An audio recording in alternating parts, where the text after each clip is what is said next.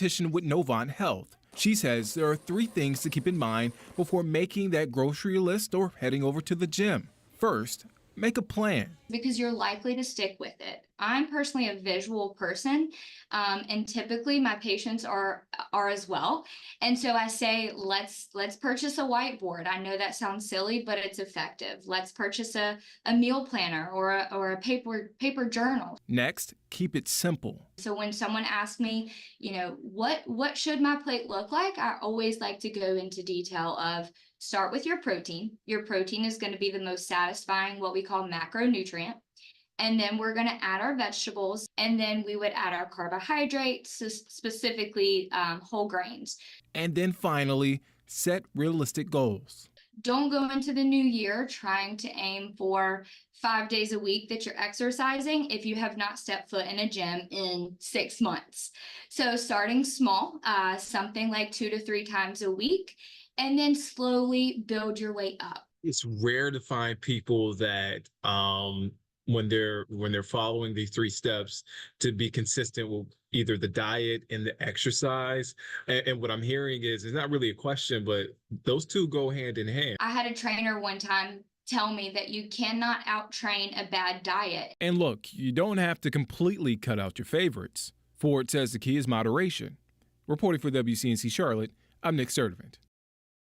WCNC Weather Impact, your trusted source for winter weather and beyond. From frost and freezes to snow, get the up-to-date forecast on your schedule. Your Weather Impact team only on WCNC Charlotte.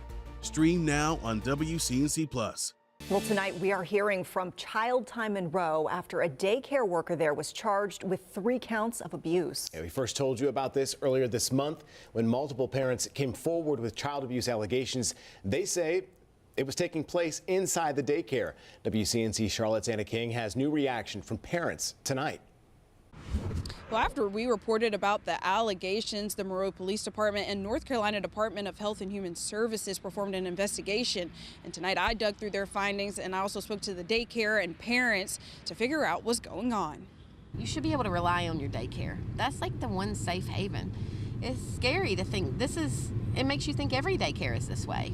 You can't trust anybody. Tonight, families of children who attend Child Time Monroe are awaiting answers. My nephew has come home with a handprint before, and there was never an explanation for that. And when you're asked, they're like, oh, we don't know about that. A few weeks ago, parents and family were alerted of alleged child abuse taking place at the daycare. Allegations included fight clubs and multiple children reportedly being sprayed with spray bottles. Charges were filed. We want to do everything we can to protect our vulnerable community, which includes the children.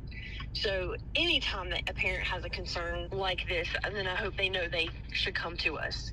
Morgan Malone with the Monroe Police Department says there wasn't enough evidence to support the fight club allegations, but they did find enough evidence to charge the one teacher with the 3 counts of assault on the children. That teacher, 30-year-old Delisha Chambers, charged with spraying the children with water or a soap and water mix. The daycare has since released a statement saying in part, quote, we conducted a thorough internal review and provided our full cooperation in the investigation conducted by our state licensing department regarding this matter, which did not result in any citations related to abuse or these charges. Still, families say they just hope this isn't swept under the rug. And every person in there who has anything to do with anything needs to be held accountable.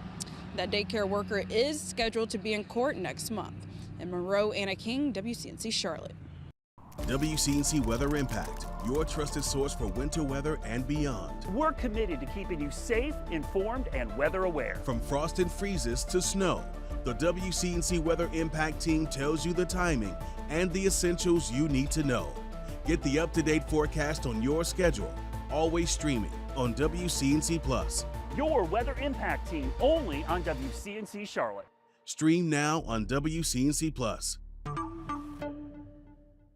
Thank you, Ben Thompson. Exactly 5:18, 18 after 5. It's a Wednesday morning. It is a windy morning on this Wednesday in the mountains. Second day in a row, we've seen some really gusty winds up there. Current wind gusts up to 52 miles per hour. That's up at Jefferson.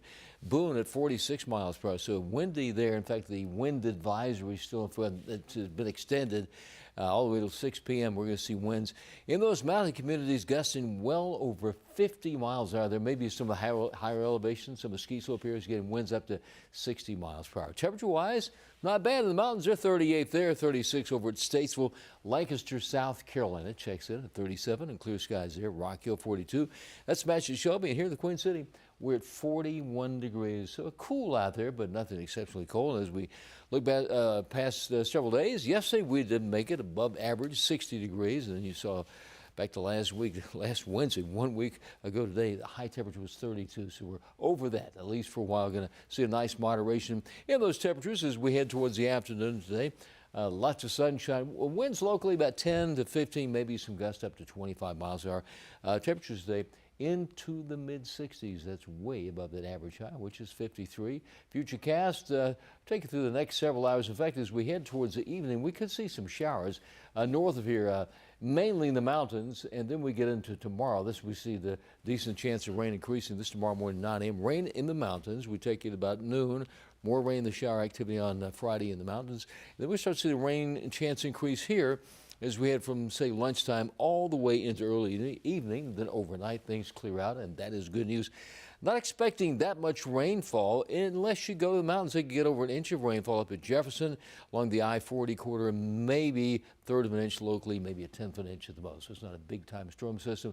Right now, clear skies here. That it's really a developing storm system back across the southern plains that eventually makes it here. Temperatures today, not bad. Mid-60s over most of our area. 49 at Boone. Lenore hits about 64, upper 60s, maybe 70 in Monroe. Here it is all over the place, but we're above average all those days. But notice Friday and Monday, upper 60s, maybe near 70 degrees as we check highs today, about 49 at Boone, about the same over Jefferson, West Jefferson, anywhere from Lenore, Taylorsville, Morganton, Hickory. Mid-60s, about the same for the Charlotte metro area. East of here, there may be a couple spots making it close to 70 degrees, particularly around Chesterfield and Rockingham as we check your Guy Roofing 7-day forecast. Mild weather today, a little bit cooler tomorrow, and then we got the rain on Friday. The weekend weather picture, scouting for Food Day, looking fantastic, about 63. Groundhog Day, 59. And check this out, Monday afternoon, high temperature around 70 degrees, a nice little hint of spring. That's the weather word. Meanwhile, Gaston County Schools is combating the statewide teacher shortage in a new way. 150 international teachers are helping to fill the open slots. WCNC Charlotte's Julie Kay shows us how the district is helping them acclimate to new school and a new country. As a teacher, you're almost always on your feet, but these Gaston County teachers took an even bigger step than most. It was a culture shock. Karen Archer is the new teacher support facilitator for the county, specifically working with the 150 international teachers, 45 of them new this year. In the midst of a teacher shortage, they're a huge part of the school community. Why not do something to engage them so that we can build community and then we'll be more exposed to the U.S. culture? A unique job that she hopes will spread to other schools and a unique understanding of the challenges she shares with other teachers. It is overwhelming. They missed home, the challenges with regards to students' misbehavior. They are stressed. 21 years ago, she moved from Jamaica to teach at Bessemer Middle School. Not long after, her son Andre came to join her. Exercise is the greatest form of medicine that's not in a pill, right? He's now a personal trainer who spent his Sunday teaching these teachers and their kids how to manage the stress. A lot of the teachers are going through a hard time with the shortage right now. They're working long hours and not necessarily finding ways to relieve any stress. This one event and this one family, a sign of a larger community being built. We're one world. It's a global society. Step by step, wherever they're going. So we work as a team, wherever we're from. They do it together. In Gastonia, Julie Kay, WCNC Charlotte. First up and new tonight at 11, folks are sharing concerns about the line that divides Catawba and Lincoln counties. In just under a week, February 2nd, this county line will move, as you can see, south a little bit, following a year-long review by the North Carolina Geodetic Survey. Now, Archdish Woodard joins us now with more details on what you should know about this. One of the biggest concerns echoed here tonight was the lack of transparency, with many folks saying they recently found out about redistricting plans last week. Now they came out to discuss a shift they say is going to have a big impact. It smells like fraud. The line that splits Catawba County from Lincoln County, now a blur. It's been kind of rushed and hasn't been kind of rolled out in a transparent way for everybody. This comes after officials decided to redistrict county lines back to the way they were in 1842 to better reflect state mapping and relieve confusion on things like voting locations. It was a surprise. A surprise that now has debris that's down, so recovery efforts are very definitely active, and there's a lot of work for us to do. So I appreciate you being here. Let me begin by introducing our Sergeant at Arms, and I appreciate them being here with us today to assist us. We have Mr. Mark Douglas. Where is he? All right. Thank you. Russell Salisbury. Mr. Glenn Wall. And Mr. David Layton. Appreciate all the help that you are to us on an ongoing basis. Of course, we have our legislative and fiscal staff here, the committee staff, and we just appreciate everybody's efforts to be here. We have some good information, I think, to be relayed to us today to at least give us a base point to start to work off of, and the needs that are out there, and maybe some suggestions about how to proceed. But before we get into the meat and bones of the meeting, I just wanted to take just a moment for a moment of silence, and let's try to remember that there were 104 of our citizens who perished in this incident, and many that are still missing. So let's observe just a moment of silence for them.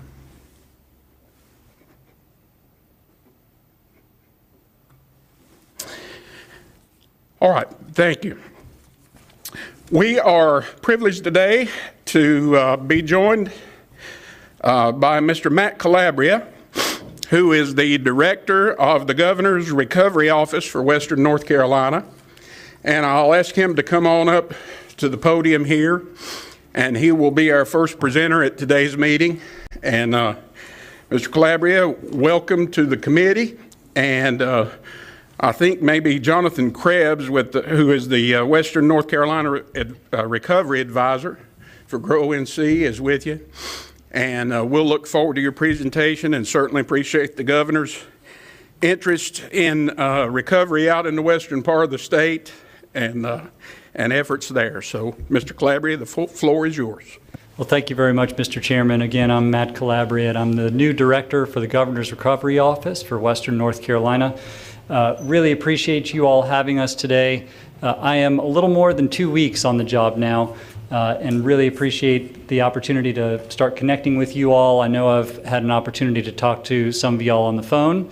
If I haven't, I promise I'm coming, and I'm looking forward to developing our relationship so that we can better collaborate as we go forward. Just by way of introduction, and I'll then turn it over to Mr. Krebs to introduce himself. I, before this job, served for 10 years on the county commission, on the Wake County Board of Commissioners. There, in that 10 years, 9 of those years, I served as the chair of the Public Safety Committee. And so a lot of my work was on making sure we supported our first responders, emergency response and emergency preparedness, building a new operations center, emergency operations center, and then using that operations center for anything from hurricanes to tornadoes to pandemics, you name it. I also served on our local emergency planning committee, dealing with any number of hazards related to toxic chemicals, train derailments, and a number of other matters, and interfaced with our Department of Homeland Security representatives and others in that regard.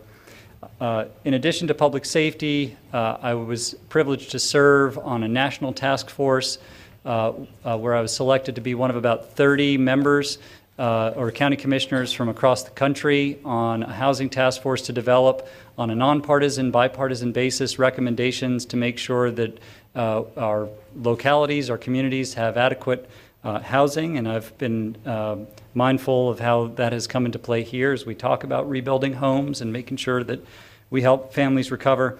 And then lastly, and I know many of you all know this because I think we've got maybe 7 or 8 former county commissioners in the room, but there's a lot that I've been honored to do with respect to economic development, whether that be serving as the chair of the county commission as what they call the CLEO, the chief local election or local elected official when it comes to our workforce development board, and certainly worked on any number of job creation programs, worker training programs, and those sorts of things, business supports, that sort of thing.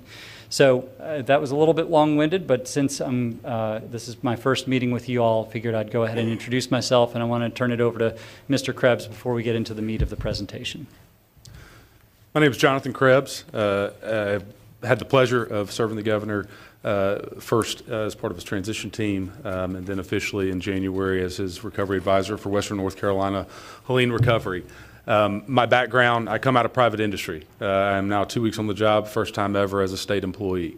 I served a company that provided government services and disaster recovery options for most every major disaster since Hurricane Katrina. I've been living and breathing the disaster recovery work for, I guess, close to 20 years. Ever since Katrina came into my backyard and affected my neighbors and family. And ever since then, I've been very passionate about doing the work of disaster recovery. I'm not good at the politics. I'm not good at the state employee function, but we can do a really good job of making the right decisions that help people and put them first in this effort. And I appreciate you all making this your priority to do this together. If you don't have my cell phone number, I will be handing it out. I want you all to know that you can call us and we will give you the answers you're looking for. If you got questions about my background or the decisions that we've made to date, we're going to get into that, I'm sure, at times. But I want you to know that we will be transparent and accountable to you, and most importantly to the residents of Western North Carolina. Okay, here we go. I figured out how to work this thing. We're off to a good start. So just a brief overview of what we hope to talk to you today about, and I want to be mindful of our time, but we are just going to check in on the overall numbers related to the damage and needs assessment that OSBM put together for you all late last year and continues to monitor. Talk a little bit about the executive orders and the vision for North Carolina recovery. Talk a little bit more about Grow NC. What is it? What are we doing? What have we been up to? And then talk a little bit about the Department of Commerce's new Division of Community Revitalization. And then round off the presentation with a discussion of, just by way of notifying you all, what we have been asking the federal government for, what we've been doing to work with them to make sure that we have the most accelerated and robust recovery that we can. And then talk a little bit about what's on our mind for the next 30, 60, 90 days or so. Thank you, sir. So these numbers are not new to anyone, I imagine, but just by way of establishing a grounding point regarding the tremendous devastation, unfortunately, that occurred as a result of Hurricane Helene. Mr. Chairman, you were good to point out the more than 100 people that lost their lives in Western North Carolina as a result of the storm. In addition to that, OSBM has estimated that the damages approach $60 billion. Just so you all know, in your materials, in the appendix of our slides, we have spelled out a breakdown of the damages that North Carolina government and residents and businesses have incurred. But suffice it to say, the biggest buckets of categories of damages are damages to the economy, to housing, and to transportation. So as we talk about the executive orders, obviously the purpose is to accelerate recovery and get people safe quickly. Those initial executive orders first focus on housing. We know that we've got people that are not presently living in their community because they lost everything. So the goal was to offer them options. So we instituted an emergency travel trailer program so that people had the option to be housed on their property if we felt like that was going to be the safest solution for them to get back into their community, be closer to their jobs, get the kids back in the school. We wanted to make sure that was an option available to them.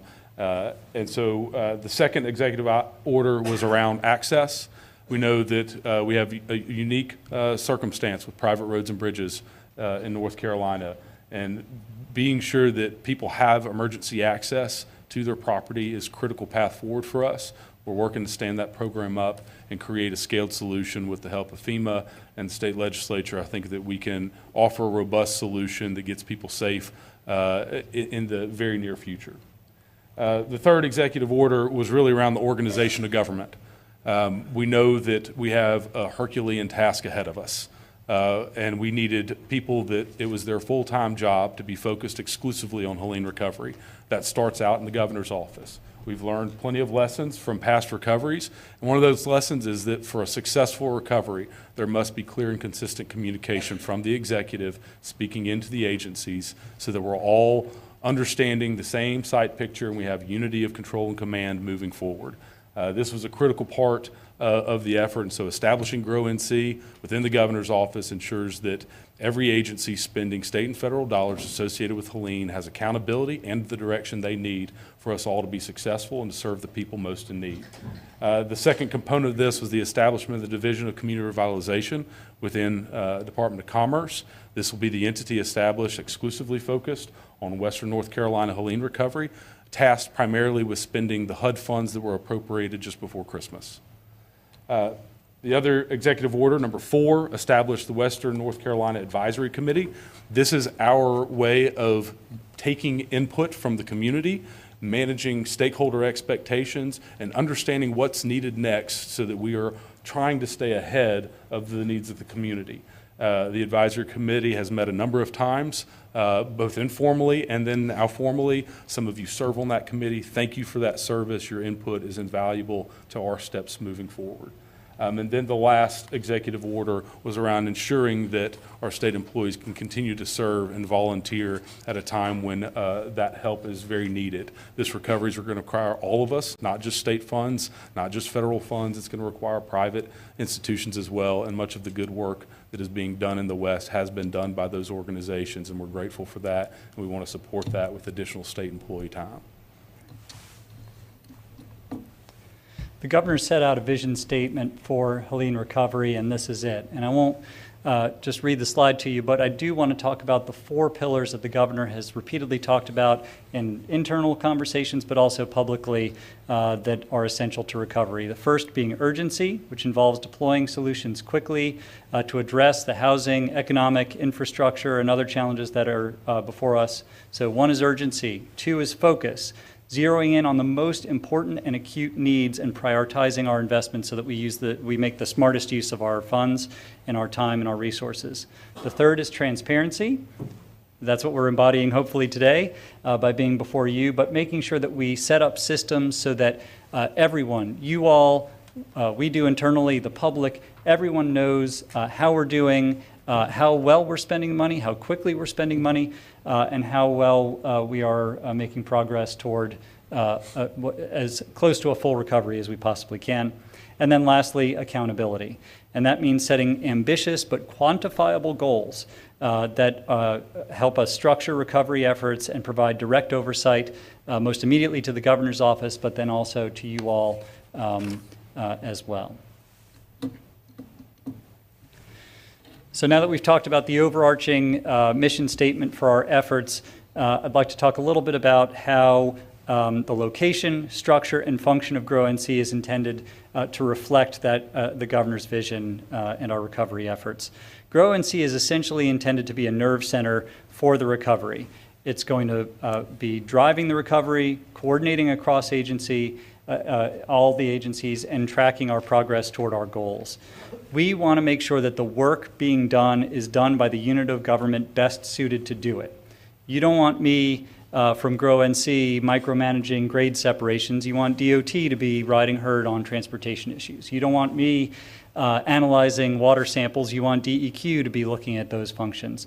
So the idea is to utilize the agencies to let them do what they do best so that we have a strong and robust recovery, but also go about our work efficiently. Grow NC is comparatively small compared to a lot of recovery apparatus that have been developed in similar situations. We don't want to bog this down with thick layers of bureaucracy. We want to be able to move nimbly, and having an office, as Mr. Krebs alluded to, in the governor's office, reporting directly to the governor and providing real-time information can help improve transparency, increase awareness, and also make sure that we are avoiding right-hand, left-hand problems and gaps and overlaps and that sort of thing. The other thing I think is important to note here is that it's really critical to us, and I trust to you all, that this effort be connected to Western North Carolina and be rooted in Western North Carolina. And there are a number of different ways we hope to do that. First is through the advisory committee that we have already mentioned. Also in your appendix, there's a slide identifying the membership of that advisory committee. And again, like Mr. Krebs, I want to thank you all, so many of you, for serving on that advisory committee, and we'll be meeting regularly going forward. Second, a number of the Grow NC staff are or will be based out of Western North Carolina. We're currently in the process of onboarding certain folks, and I want to mention Emily Ganji, who is a Morganton girl, is here. She's our chief deputy for Grow NC, and we're establishing partnerships as best we can with local organizations out that way, nonprofits, residents, units of government, and others. And then lastly on this front, I want to mention that many of you all know Holly Jones, the director of the Governor's Western Office. She is very much integrated with our efforts and is really a critical and I have to say very effective part of our team. So we're grateful to have her integrated and on board as well. So as we talk about the focus moving forward, specifically to the HUD recovery dollars, the state received just over $1.6 billion from HUD, of which $225 million of that is going directly to the city of Asheville, and the state will administer the balance of approximately $1.4 billion. Right now, we have a clear focus of having to manage scarce resources. We did not receive near enough money to support the needs in Western North Carolina. We will be working with many of you as we go into March on our next request for funding at the federal level. But until then, we have to manage scarce resources and set expectations and priorities. And so we are working diligently to prepare an action plan. That's part of the process. That action plan mandates that we have certain financial controls in place and certain processes to protect the funds and to comply with the federal regulations. Thankfully, Commerce has many of those processes in place already because they spend the entitlement dollars. And so we are well positioned to comply with that and provide the transparency of the funding processes that the federal authorities expect, and as well as you and the local taxpayers expect. And then we will be engaging stakeholders consistently this week and into really the next month or two to communicate more about the details of what's in that action plan as we kind of work to publish that and ultimately get HUD's approval. Speaking to the funding, this is kind of the big picture. We had a request to the federal government in December of approximately $26 billion. We right now estimate that we are actually going to receive approximately $15.7 billion. That number is in flux based off of current executive orders, but also eligibility demands and just a kind of a moving target.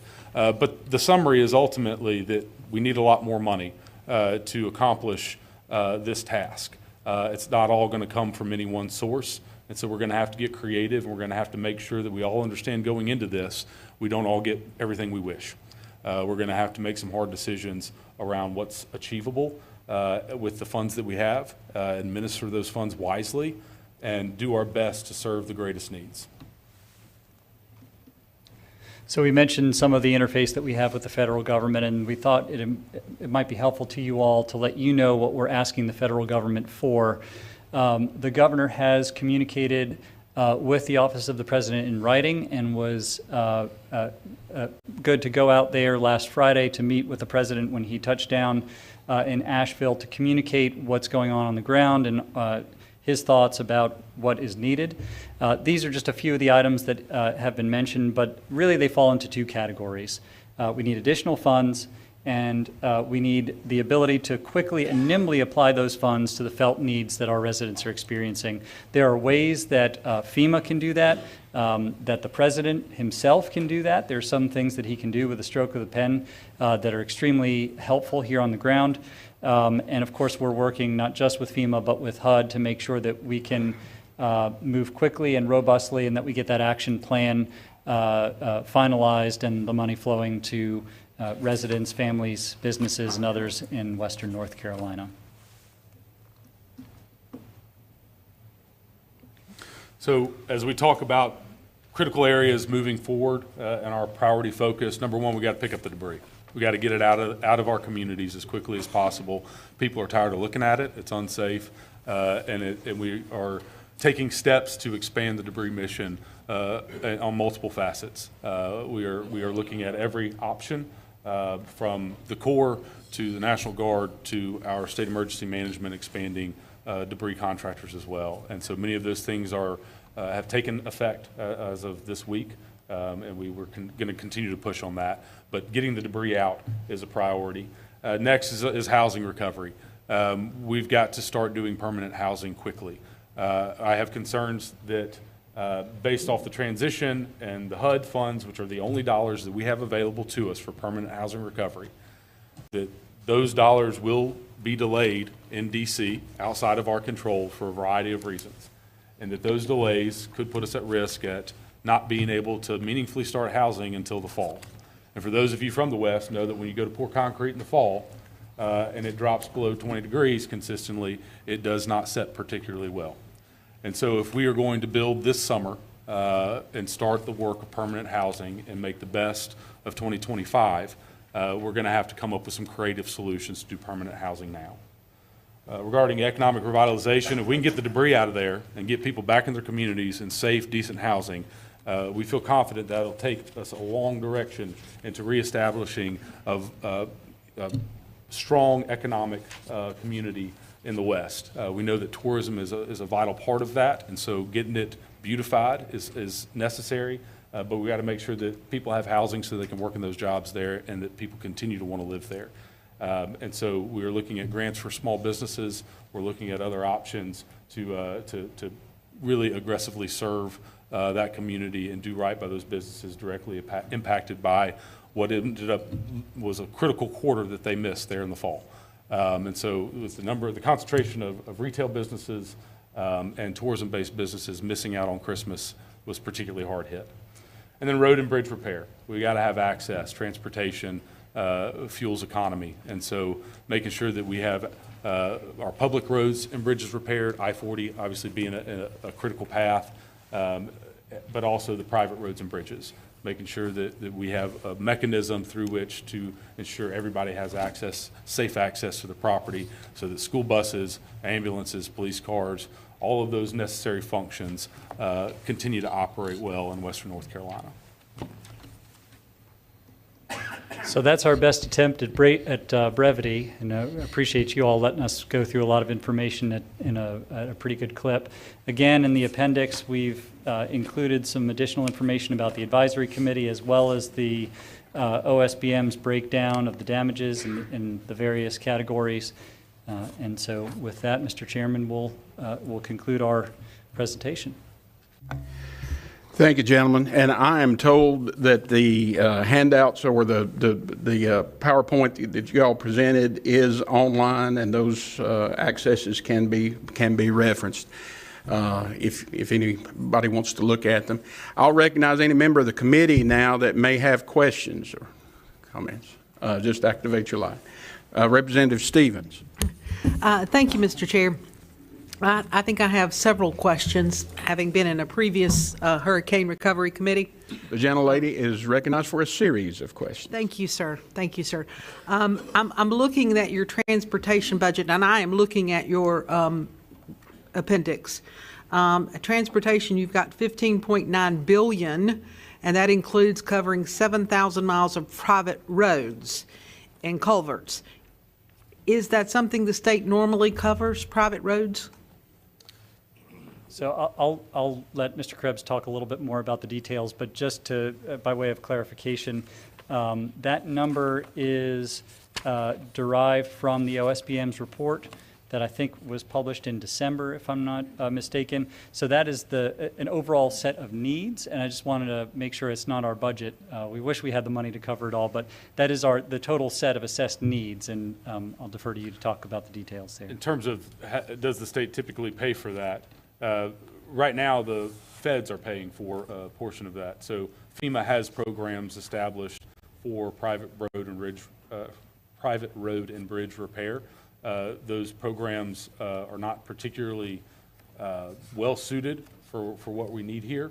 And so I know many members have worked with the congressional delegation to amend those statutes to free up additional funding. I'm happy if we can fix the private roads with some money. I just didn't know if we had the money.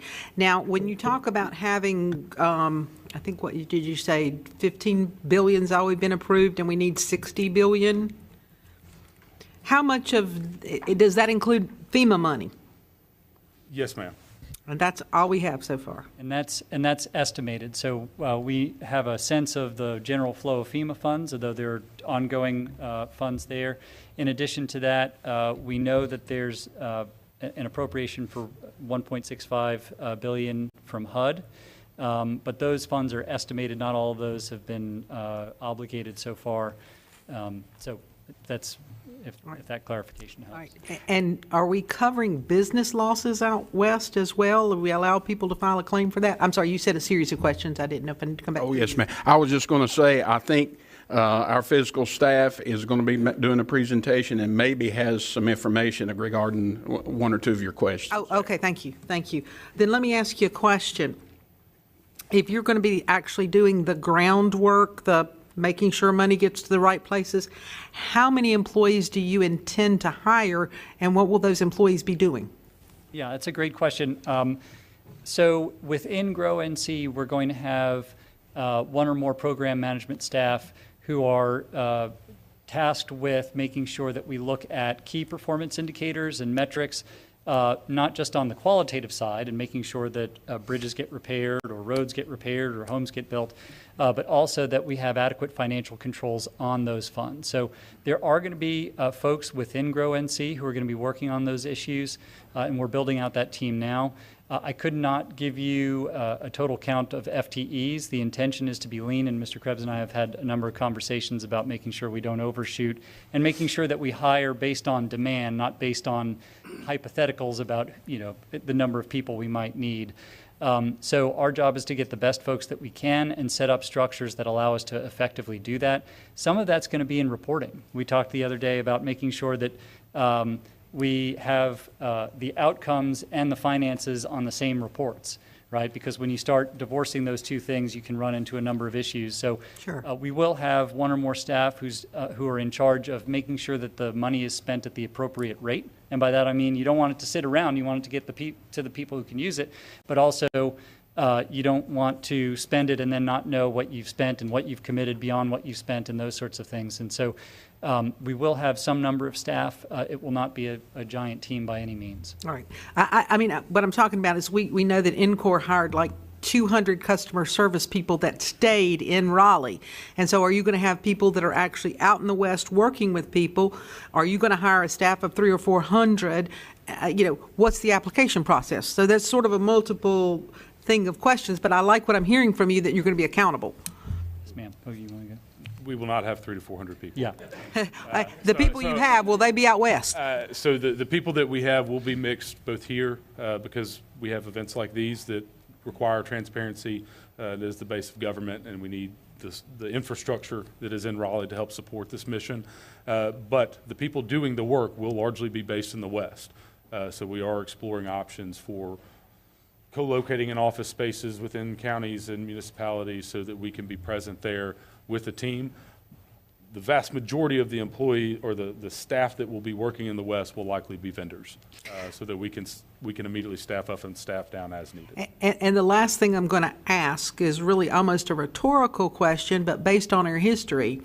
Do you promise that if you encumber money to build a house, that it will stay encumbered and not be used a second time?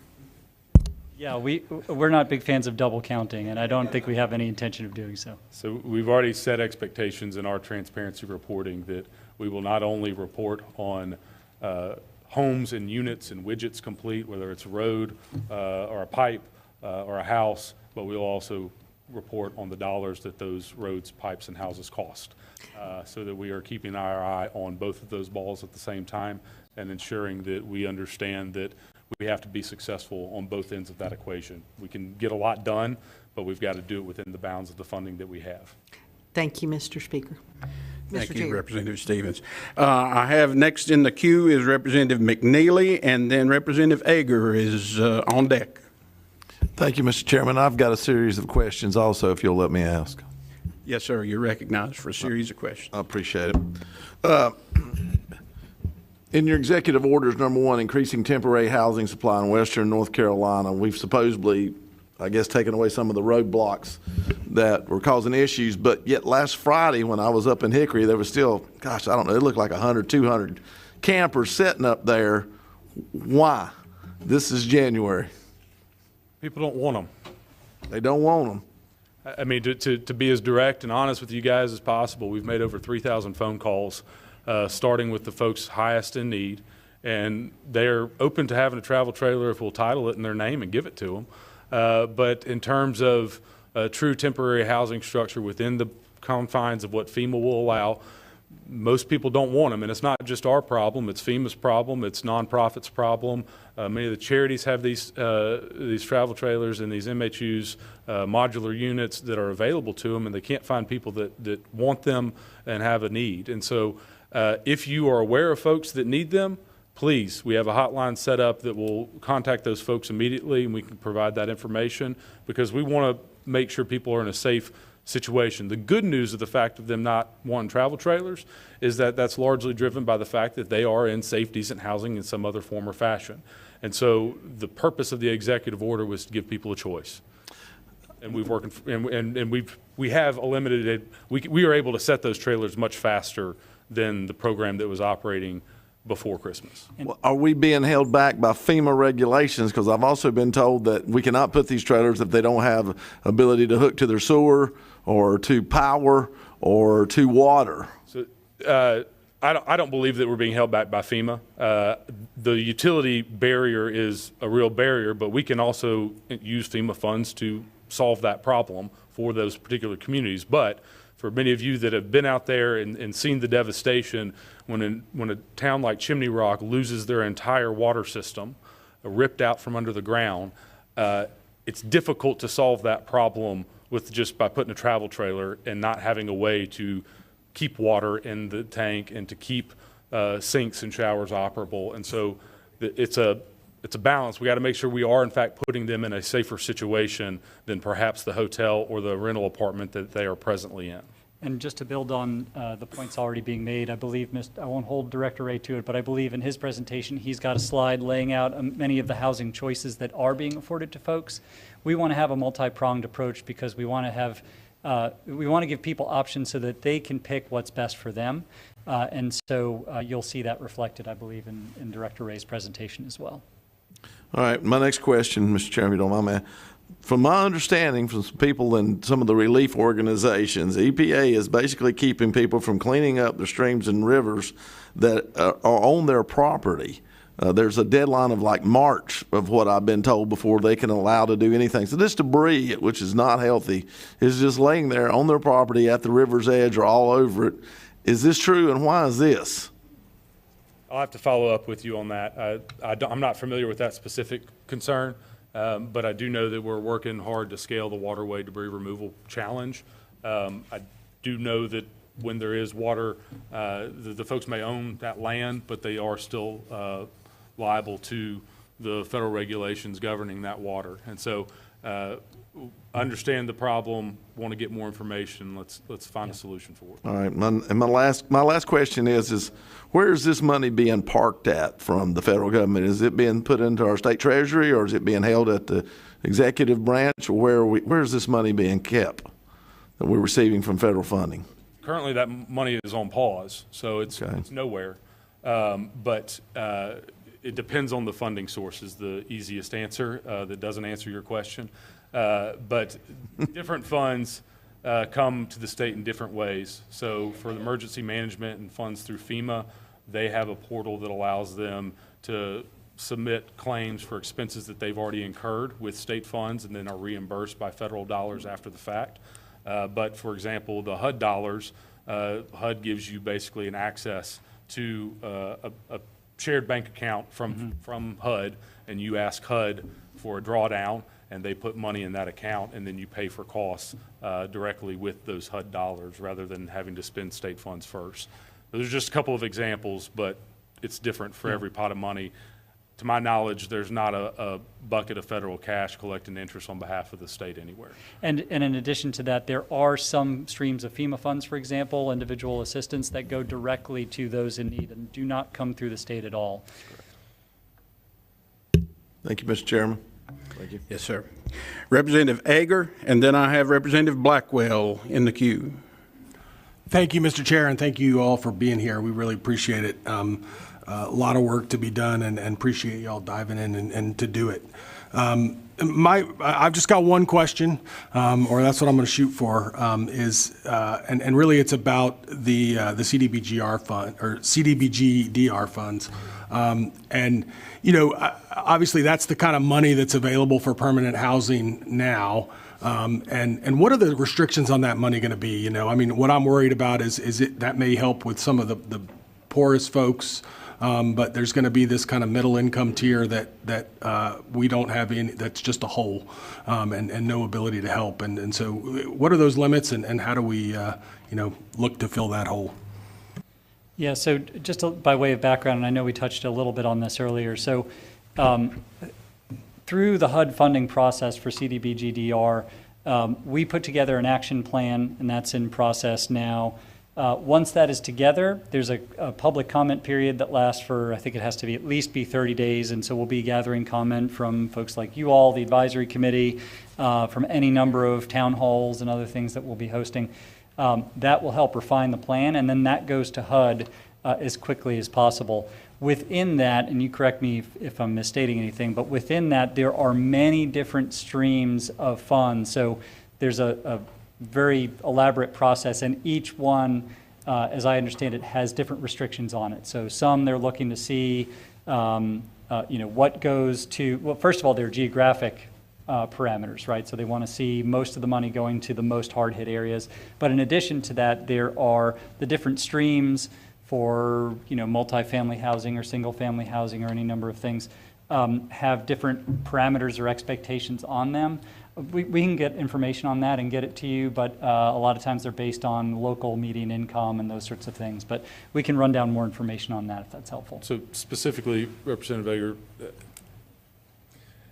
we didn't get enough money. And it's very likely that there will be a middle income group of people that are not going to be served because we run out of funds, because we are not going to duly encumber those funds and not actually have them to spend, as Representative Stevens pointed out. If you want to fix that or deal with that, I recommend reaching out to the congressional delegation and letting them know the priority of receiving additional dollars to the state and why that matters. Right now, the prioritization will focus on the poorest of the poor in North Carolina. And from there, we will work our way up to some extent of that income category. And if there's money to service higher income needs, there are ways through HUD waiver processes to service people that are in that middle to above middle income area. But I just don't know if we will have the funding to do that if we don't get additional dollars. Yeah, thanks. That's helpful. Thank you, Representative Ager. I have Representative Blackwell in the queue, and then I have Representative Edens on deck. Thank you, Mr. Chairman. I have three questions I'd like to ask. One of the issues that has concerned me, and I think folks in my part of Western North Carolina, was a message or understanding that I got that FEMA was going to limit or not provide insurance to people with damaged homes, for example, if they had flood damage, but they did not have flood insurance. Can you all comment on that? I don't know if I've misunderstood it or if that is an issue. Thank you, Representative Blackwell. So it's a bit of a complex issue, but if traditionally, we'll say, I'm generalizing here, but if a homeowner is required to have flood insurance, and that requirement would probably be because they have a mortgage on their property and they are within the 100-year floodplain. If they're required to have flood insurance and did not have flood insurance and then got flooded, then the Stafford Act does not allow the federal assistance to aid that family.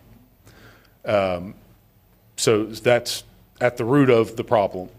There have been exceptions, there have been workarounds, there have been other things to work through that problem, but it's not easy. And moving forward, people that are required to have flood insurance because of the new flood mats that have received assistance, if they don't pay for that flood insurance and they've been told they have to have it, they will be at risk of not being able to receive future federal assistance in future storms. And one of the things that I would flag for you now, because it will come up as we go forward, there are a number of conversations about how we make sure we rebuild in a way where we are sturdier and more resilient going forward to any future storms, and how do we mitigate hazards. One of the things that we've talked about internally is how we better set up individuals and communities, neighborhoods, to access that flood insurance so that they'll be better protected next time around. So to follow up, if I may, Mr. Chairman. Yes, sir.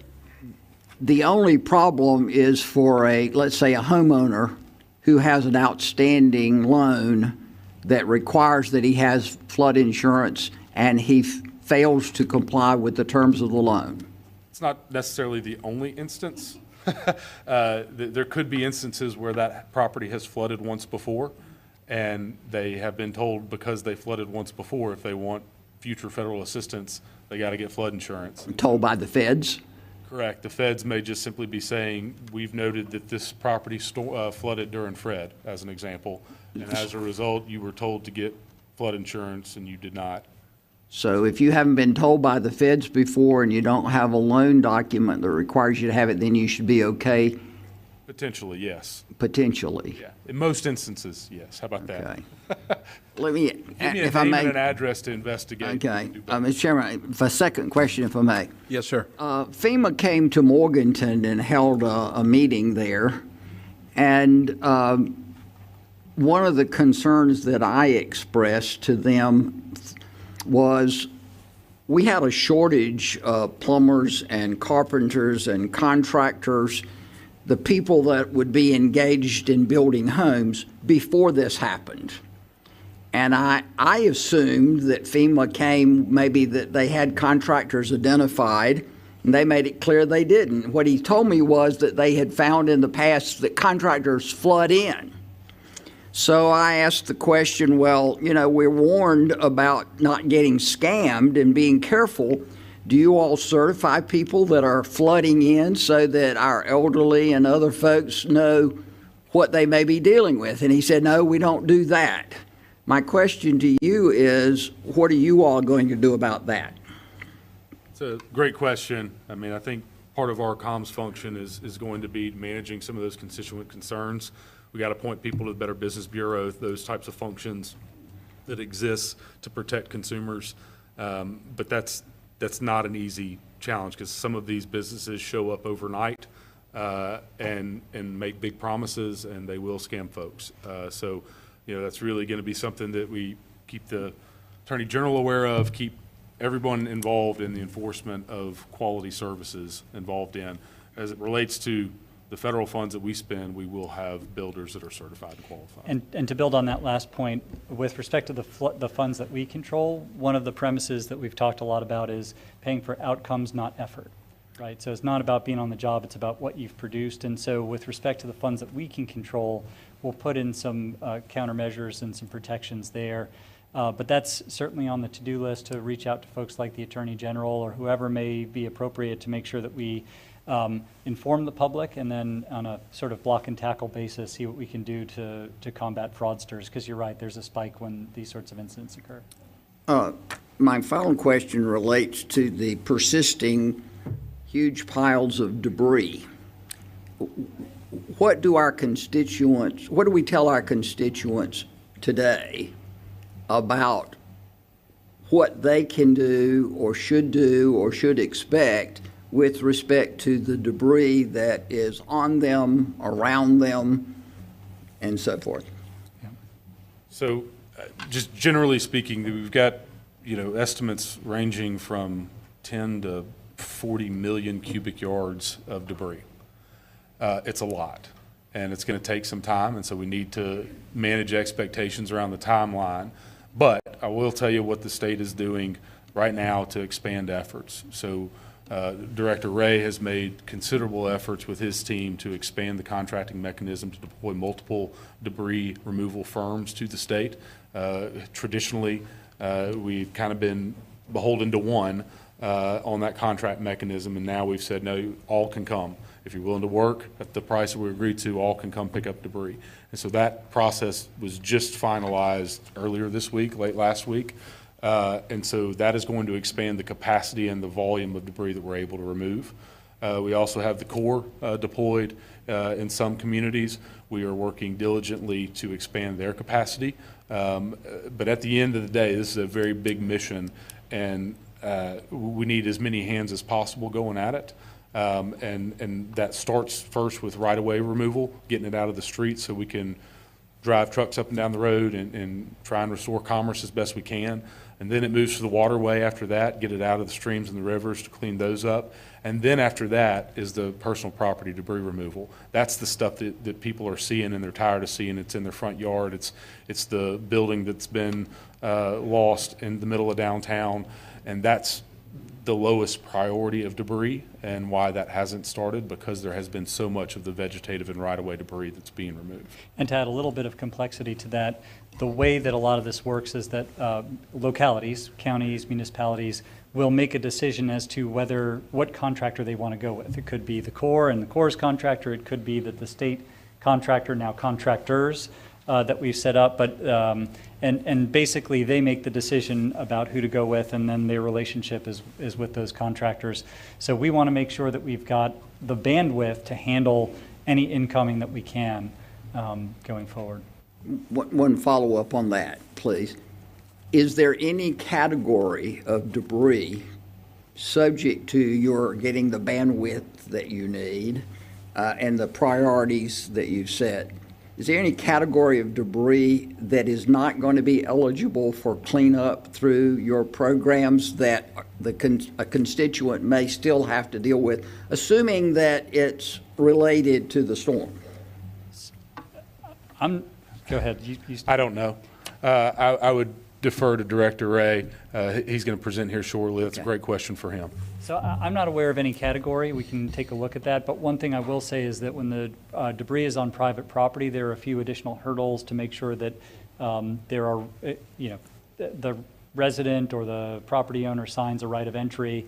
So there are some additional hurdles. I wouldn't say that that's a prohibition, but it is just a logistical obstacle, and perhaps that's something that you all can help us communicate at the appropriate time. All right, thank you. And Representative Edens, I think Representative Blackwell may have covered your question. All right. So on to Representative Turner, and then I have Representative Pless in the queue. Thank you, Mr. Chair. Mr. Calabria, Mr. Krebs, thank you for being here today. I've looked through your presentation. I've looked through the presentation that Mr. White is going to give and the one that Director Ray is going to give.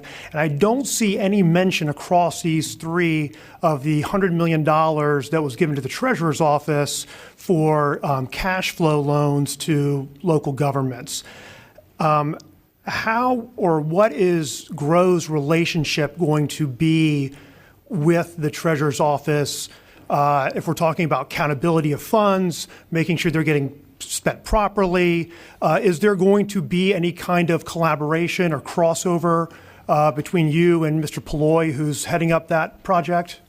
We certainly hope that there will be, and that's a pending conversation that we ought to have with them. Obviously, the Treasurer's Office is an independent council of state entity, but we certainly do want to collaborate. What I will say is each municipality, each county, whoever has to make their own decision as to whether they can take those loans with the expectation as to the timeline that they will pay it back. But that's certainly part of the broader equation, and we want to be communicative about that.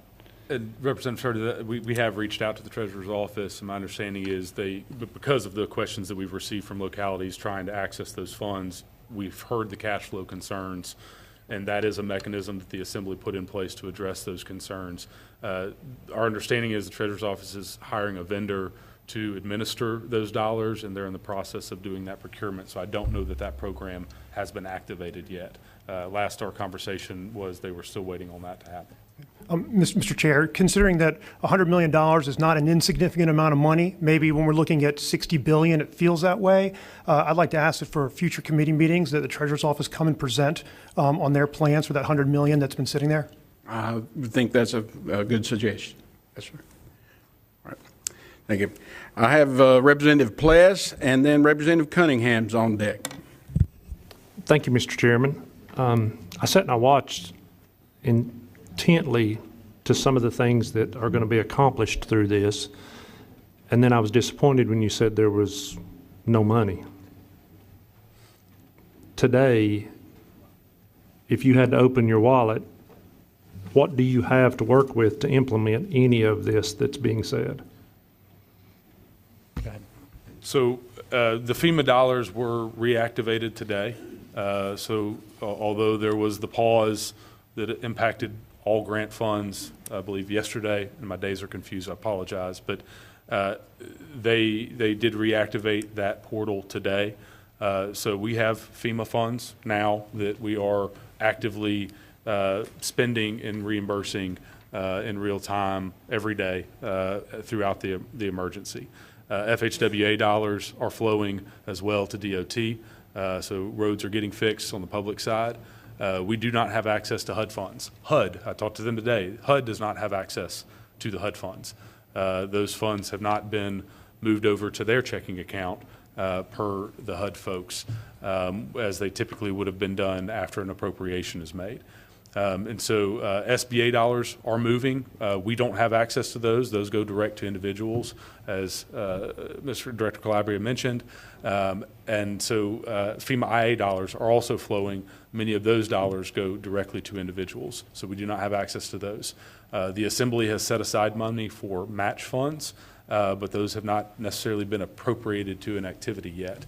And so we are in need of some spending authority here very soon. We can either wait for the feds to give it to us through HUD, or we can take action because you direct us to. So you're spending other people's money, but you have none. You still have to go to FEMA and say, will you pay for this? So there are established processes whereby FEMA, I mean, they're almost like entitlement programs that FEMA's absolutely going to reimburse certain certain categories of damages, and you know our job is to make sure that what we do gets reimbursed by FEMA. So some of it's upfront money and that's flowing in. Some of it is very clearly reimbursable, and the industry standard is that there's a very clear process by which you get reimbursed. And because they want states to do that work, they want states to be able to rely on FEMA, not just pray that FEMA pays them back. So we're working through those processes, and then in addition to the HUD funds that we've already talked about, one of the things that we've communicated to the federal government repeatedly is that we anticipate there to be a bill in the March timeframe related to the wildfires in California, and so our message there is don't forget us. Remember that we have ongoing needs here, and we want to be able to put forward some needs as well. And so we're working on that. We know some of the early conversations in Washington, D.C. are happening already. And so that's part of the overall plan as well. So I just wanted to footnote that. And at the more granular level, EM has access to funds in an emergency that are appropriated by the state to spend those funds as necessary for the safety of the state. Those funds he spends, the agency spends, and are ultimately reimbursed by FEMA when it's for an eligible activity.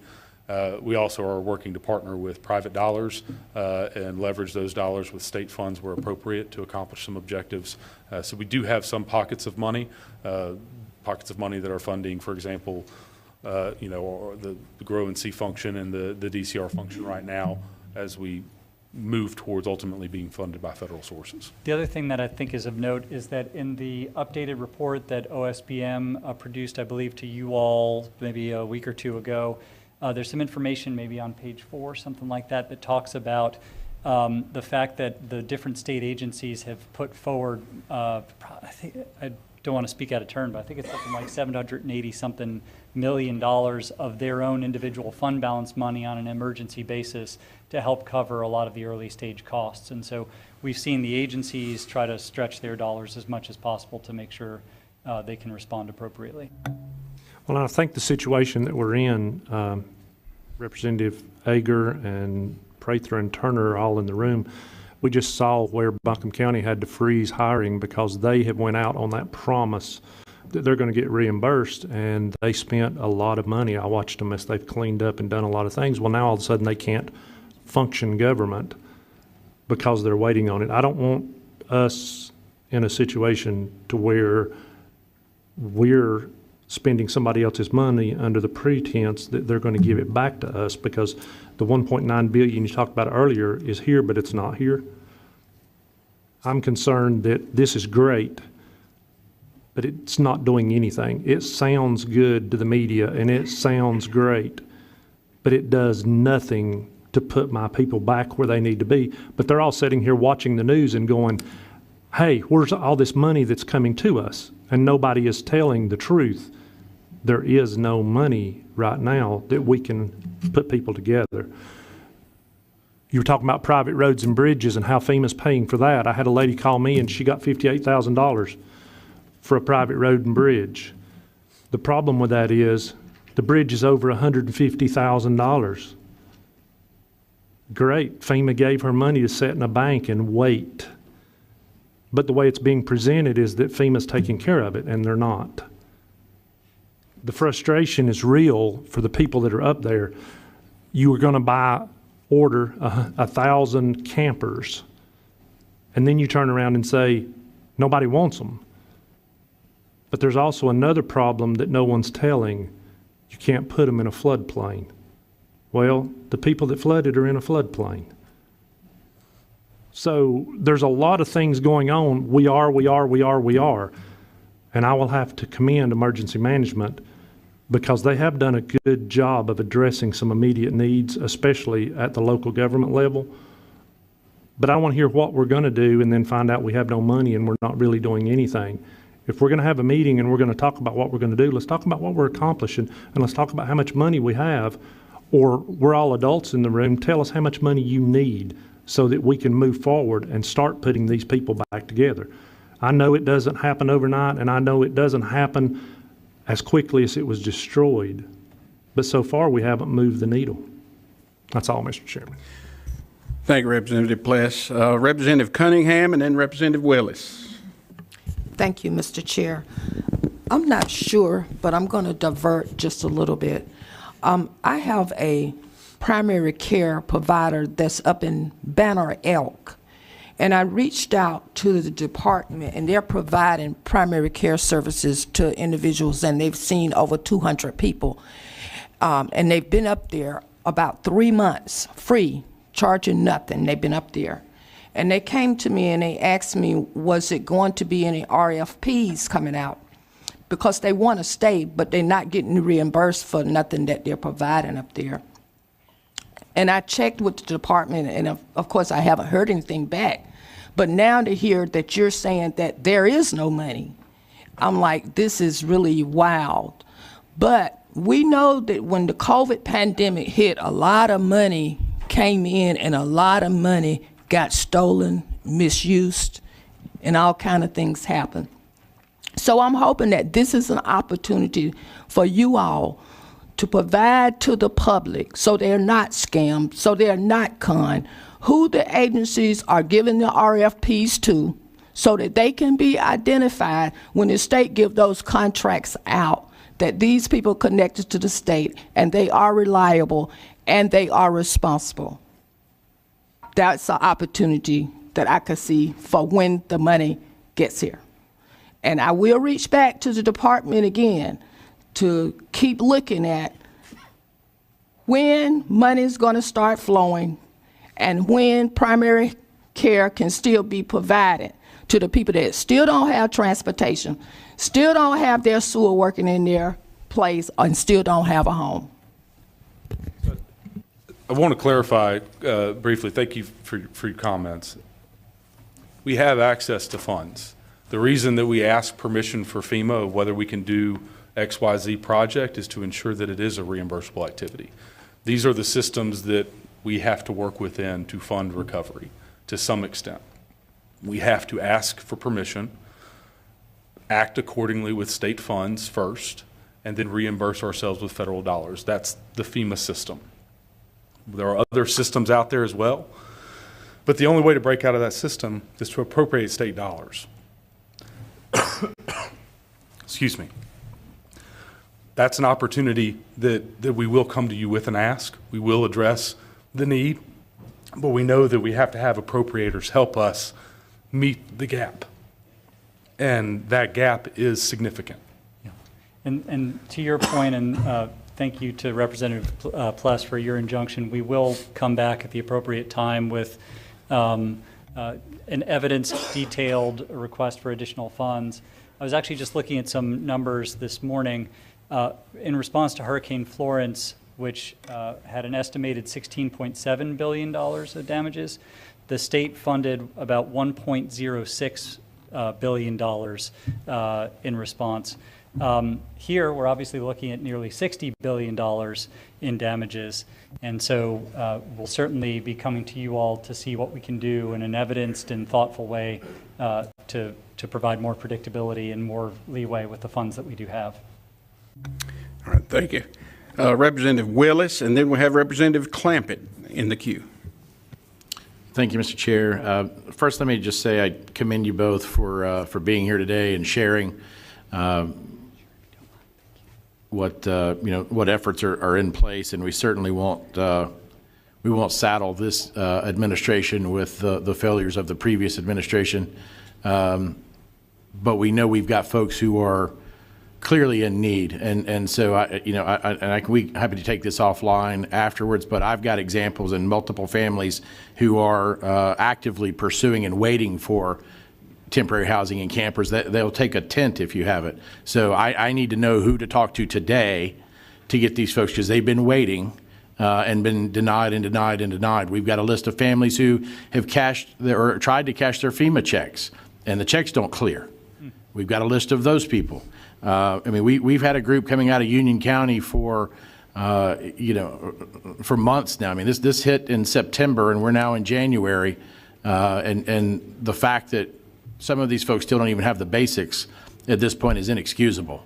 And so, as we move forward, the two things that I'll ask is, one, we need complete transparency and complete accountability, because there's been no transparency, there's been no accountability.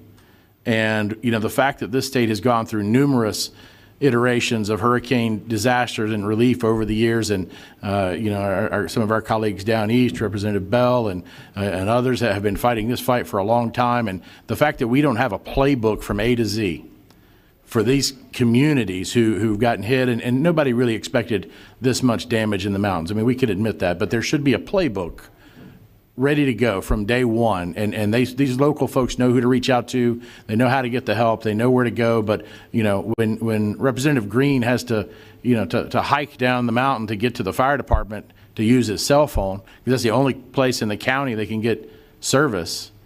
We've got significant issues, and we've still got folks out in the cold, out of their homes, and with no hope at this point.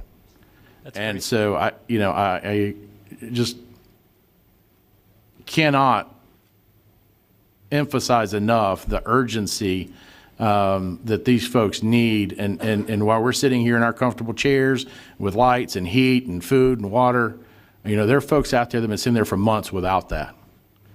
And it's inexcusable for folks in the state of North Carolina for that to happen.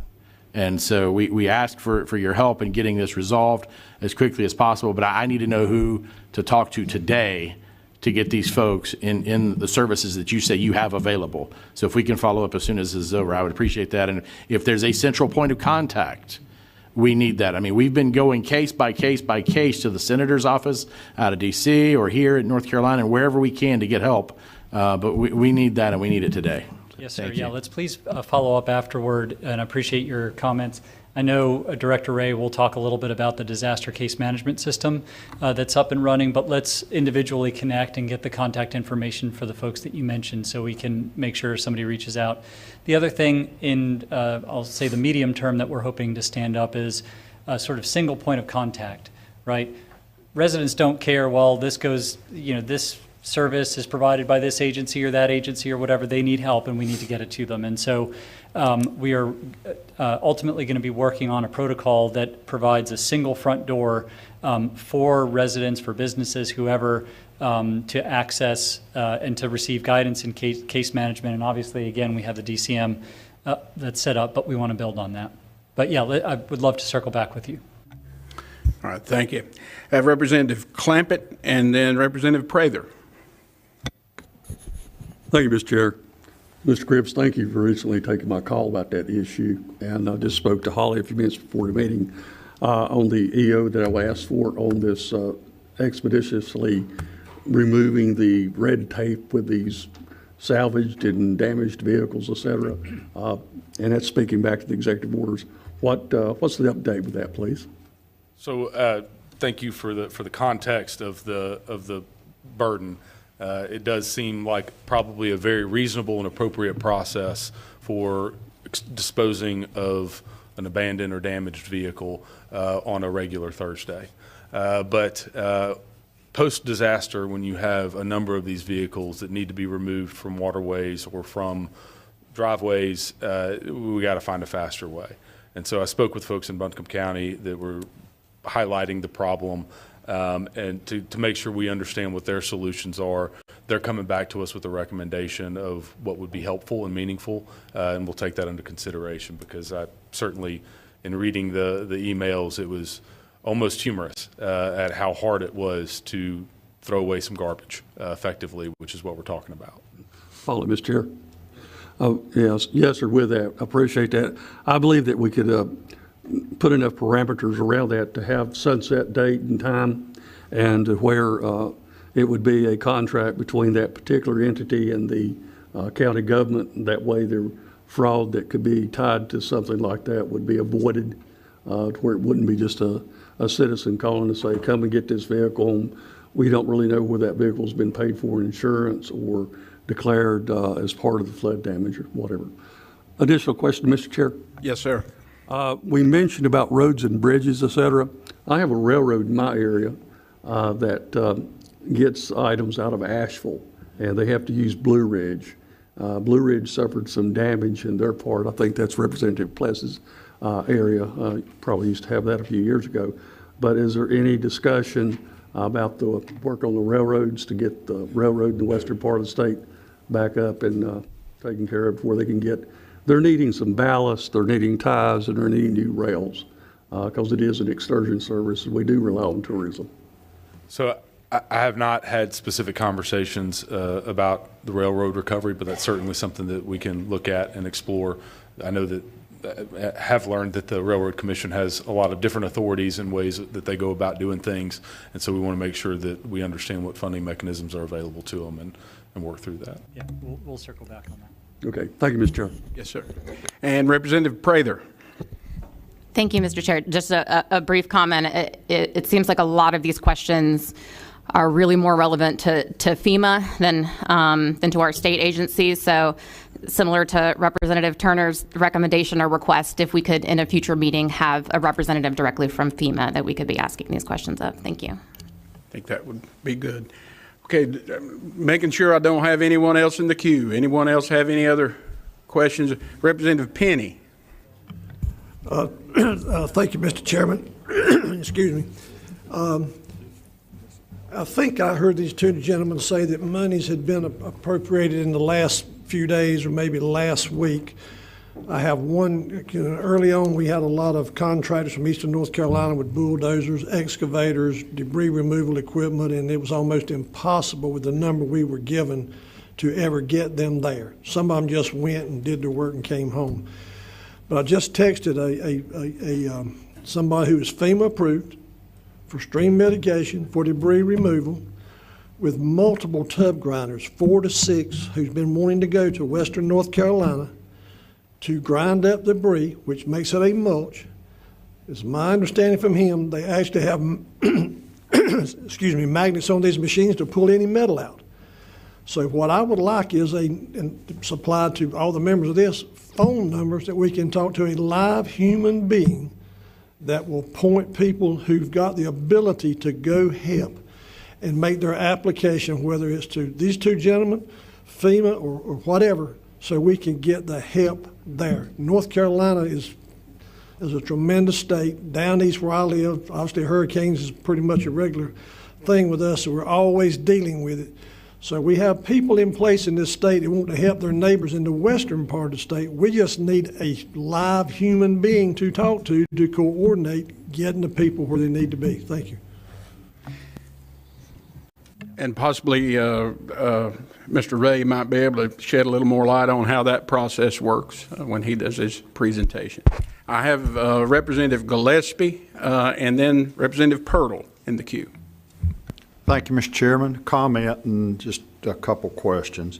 First off, thank you for coming today. Thank you for the presentation. Thank you for being willing to come before this committee and help us understand this situation.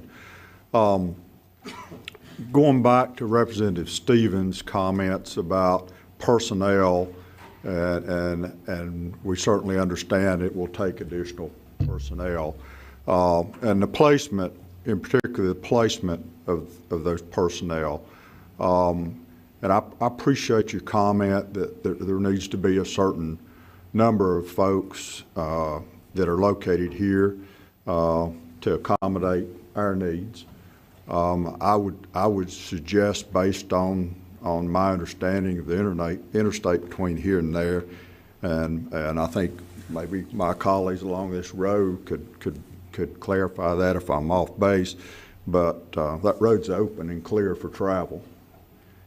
And there's no way that I can adequately describe to you the devastation, the look on people's faces in Western North Carolina with you sitting in an office in Raleigh.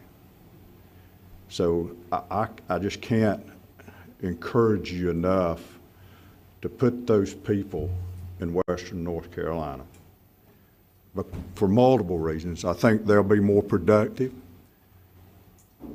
because I believe that the best decisions are made when you're where the water hits the wheel. And it's not hitting the wheel in Raleigh. It's hitting a fan in Western North Carolina. You need to have your people on the ground. And the third and the most important reason that you would want to do that is so that the people of Western North Carolina know that there's folks on the ground to help them. I'm fifth generation from Western North Carolina. I grew up with my parents and grandparents growling about calling Raleigh, and you don't get a phone call back. Some of my kinfolk even complain about y'all's accent this direction. Yeah, they do talk funny. But if you're on the ground, we'll make allowances for your accent because you're there because you care. So I can't overemphasize that. Sir. Last thing is a couple questions. If you go back to your second or third slide, if you could, please.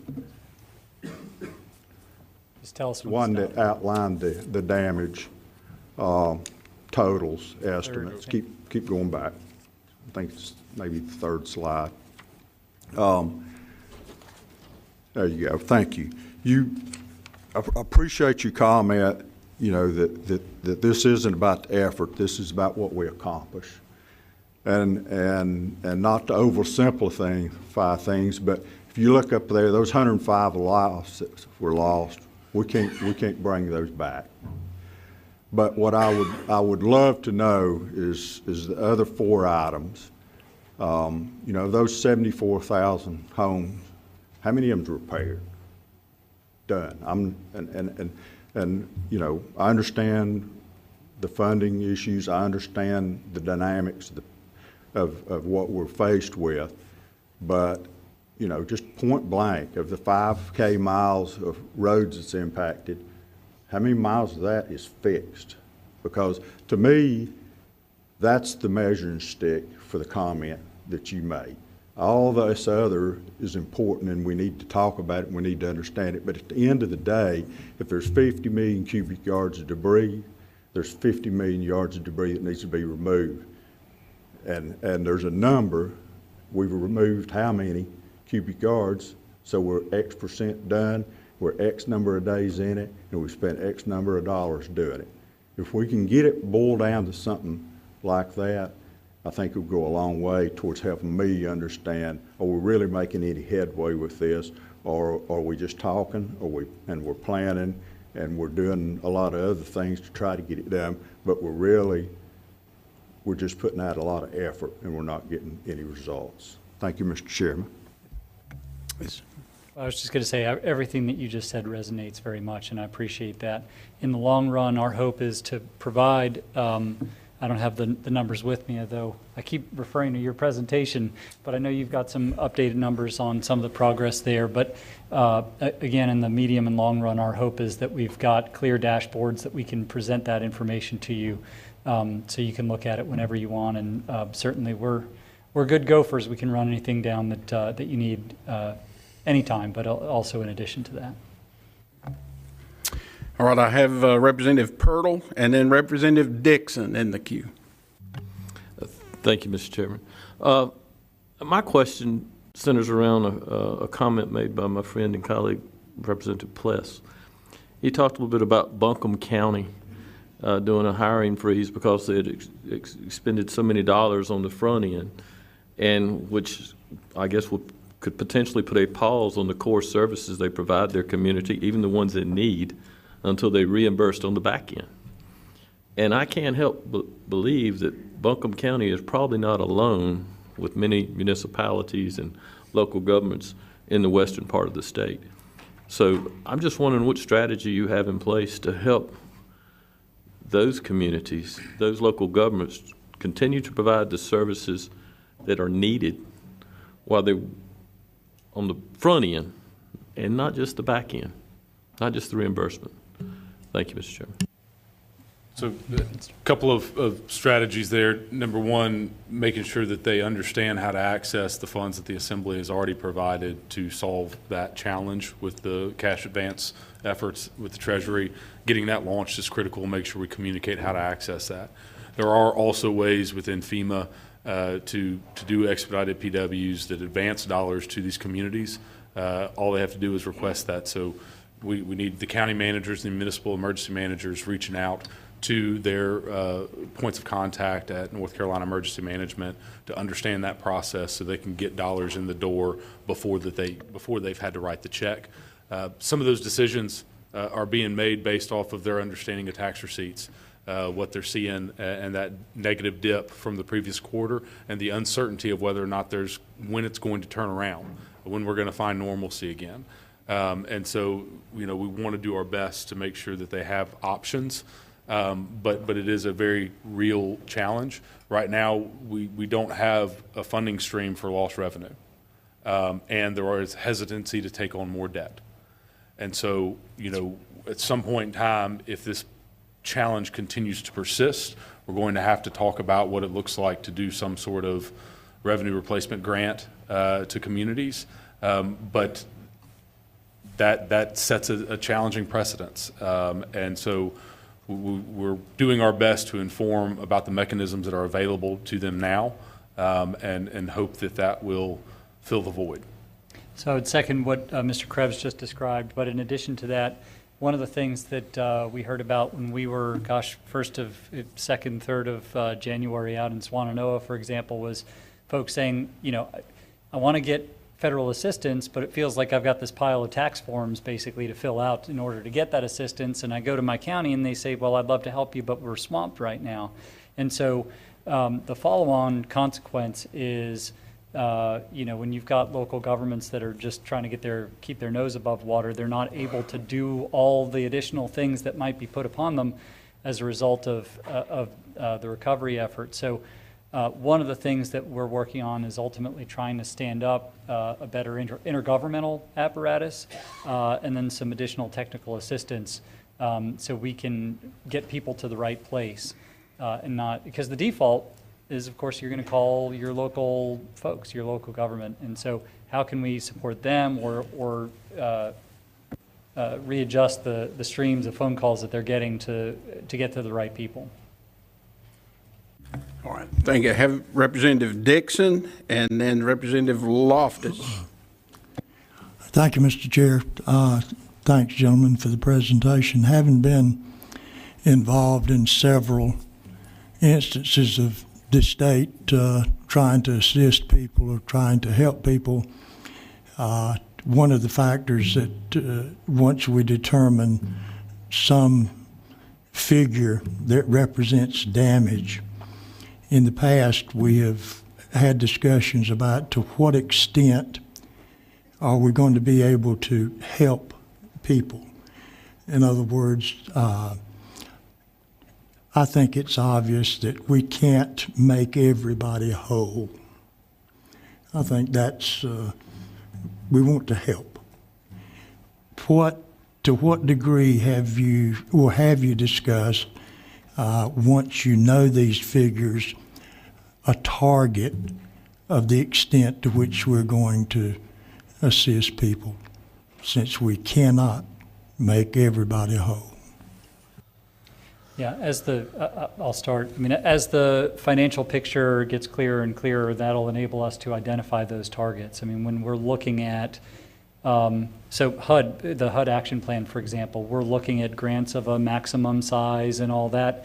And then if you have this much money and an individual grant costs this much, well, that tells you how many grants you can lay out. And so a lot of that is for better or worse in process, but I think you're right. We need to be very clear about the funding available to us. The other thing, well, and frankly, I mean, one of the things that we've been reflecting on is making sure that we are, not only we make decisions at the appropriate pace, but that we communicate those. The last thing you want is someone who doesn't qualify for assistance to be waiting around because we're afraid to tell them no, and then we eventually tell them no. And so to your point, we want to make sure that as soon as we get some crystallization on the funding and what can reasonably be expected with HUD and any other number of other things, that we start putting out numbers of this is what we've got and this is how many widgets we can produce one way or another. So well taken. Thank you. And you know, one of the real challenges that we're wrestling with and why this feels painfully hard on the financial side is that we're coming out of an unprecedented period of spending. When we look back at the amount of federal dollars for things like revenue replacement at counties, for infrastructure, for individuals and rental assistance and housing assistance, all related to the pandemic, they spent trillions. And the consequence of that has now set an expectation for this very different event. And the funding is not the same. And so we're having to make hard decisions and having to wrestle with this new reality. And we're going to continue to push forward through that and set those priorities and communicate those priorities so that people understand what we can and can't do. All right, I have, thank you, sir. I have Representative Loftus. Thank you, Mr. Chairman. Thank you for the presentation. Over the weekend, I was part of a conference on education for North Carolina and had the chance to interact with the assistant superintendent from Buncombe County, who made us aware that normally they had 375 or so homeless students. Since Hurricane Helene, they're now at 1,300 homeless students. And some of those students are being housed in different areas and parts of Buncombe County, but it's now the school's responsibility to transport these students back to their home school, which comes to about $45,000 a month in unbudgeted funding. And at the same time, on top of that, they were notified by Buncombe County that the county is recalling some $4 million of funding that they had guaranteed to the school system. That's a huge opportunity to backfill those holes. And at the same time, I see almost daily where there are major contractors, major corporate sponsors, mom and pop people across America who are donating money to the effort. Is there any way of capturing that information that's coming in to support hurricane relief efforts across the spectrum or the enterprise of between business, mom and pops, communities. I think North Carolina wants to know how much money is coming into that so that we can know what the needs are really from us as legislators. Not to say, well, if you give $1, we can cut $1 to offset that.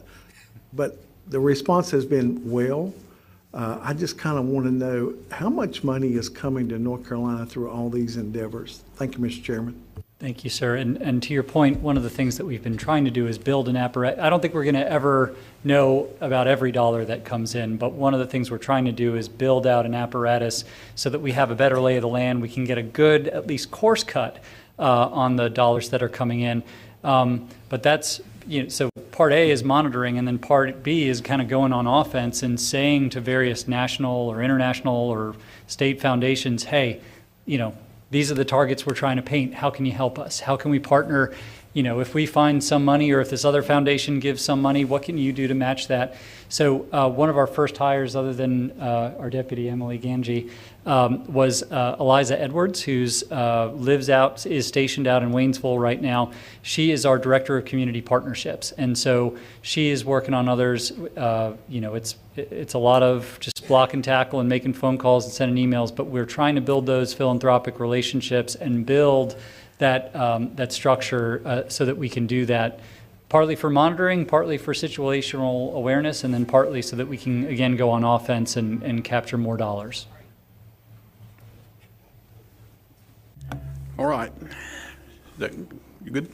Have Representative Tyson, and then I think the last question will be Representative Willis is going back with one more follow-up.